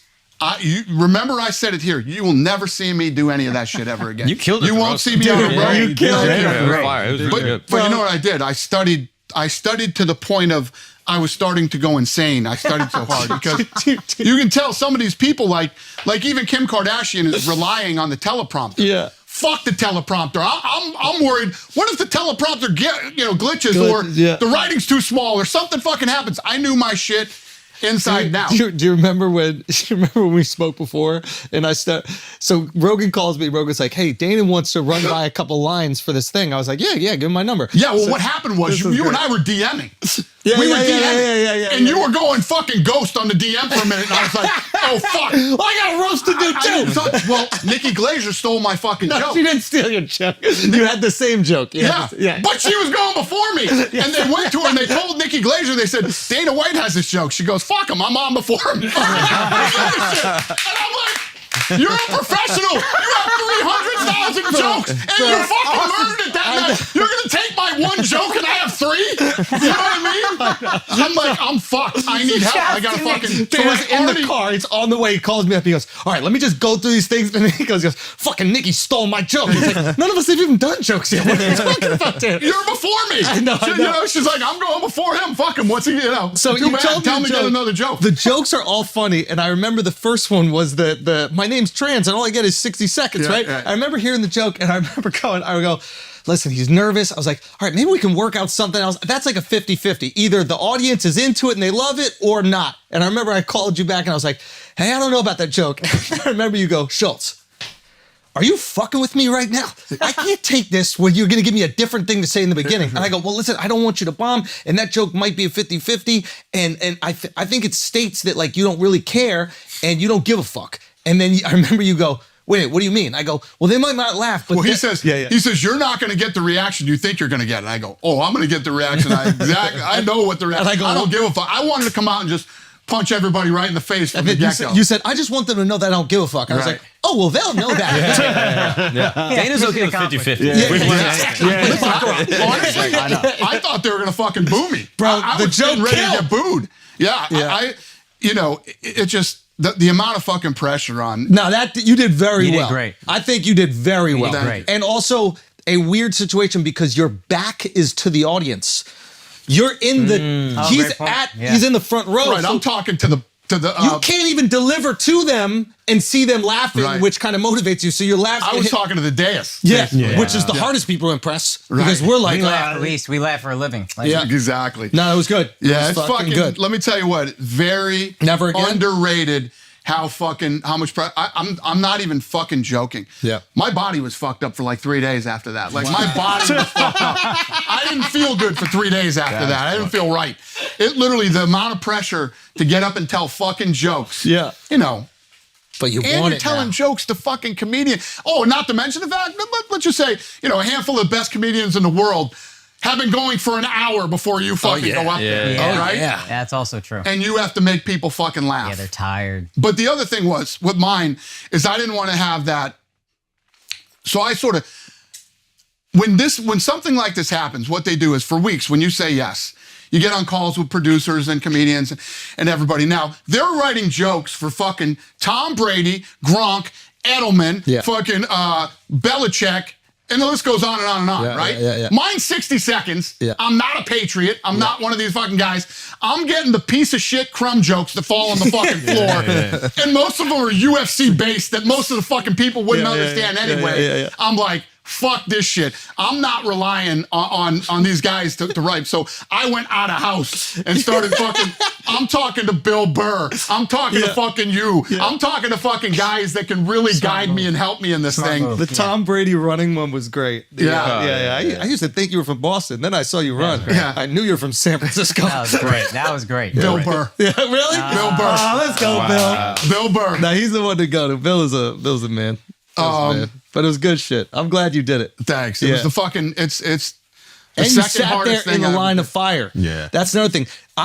This is what I thought, because sometimes with these award shows, people come in to do their thing, and then they leave and they get a seat filler. That's what I thought Kim was going to do. I'll give Kim credit. She stayed there, and they didn't tell me she was going to be there. If they did, I would have had something. But she was there for the whole time. So I give her credit. I'll tell you what else I give her credit for. She's not an actress. She's a fucking reality star. Yeah. And I am not an actor. I do reality too, right? Yeah. So when you do reality, you go in and do what you fucking do. Yeah. And then you have to do some interviews and shit like that. It is not even fucking remotely close to acting. Yeah. She got up there and you could tell she was reading her teleprompter. Oh, yeah. She didn't really have that dialed in. Yeah. They started booing the fuck out of her. Immediately. And you know what? She fucking powered through it. And She didn't did even it. notice. You know what I mean? She fucking powered through it. She She didn't made even- it. she was Say what you detached. want about Kim Kardashian. She took it like a fucking champ. Yeah. It is weird because they say with public speaking, you're supposed to imagine the audience naked. And with her, it was the opposite. But people don't understand when you go up there and you try to fucking, you have to try to make people laugh. She tried to tell a funny story about Tom and everything else. She had funny jokes. And she's getting booed. She's the only fucking woman there speaking that isn't a professional fucking comedian. Yeah. And you start getting booed and she fucking handled. See, I was ready to get booed. That's why my second joke was I was ready for the booing. And No, you got it turned out the other way. We're going to get you back up again. I fucking guarantee you will We're gonna not. get you back. No, you'll never do it again. Hey, You will you never. would never do it. You'll never make it. Never do it. Dana White can't do maybe I'll comedy. do it. Nobody believes it. Dana White can't do comedy. He can't do an hour special. Bro, you're the fucking man. Anything else that we could tell the people about? Anything else the good people need to know? Obviously, fights coming up. Anything that you're really excited about? Guys that we should be looking into? I'm excited about everything, man. Everything that I'm doing, I fucking absolutely love to the core. And I'll do this till the day I drop Can dead. I ask you a serious question? Yeah. Were the Chinese guys at the Baccarat table the ones that told you about the rice stalks? No. Is that why you're doing it? Is that why you're doing it? There's a buddy of mine from Boston named Roberto. He runs all the clubs and restaurants in Boston, and he knows a bunch of people. He knew this guy and connected us, and So it's real. That's how it all right. happened. Just want to make sure. Just want to make sure. No. Anyway, you're the fucking man. Thank you, brother. Appreciate Thanks. you. Thanks for so having much, me. bro. Yes. This is awesome, brother. Thank you so much. This is Thanks great. for having me, boys. Thank you so much, man. Pleasure. That was great. Thank you.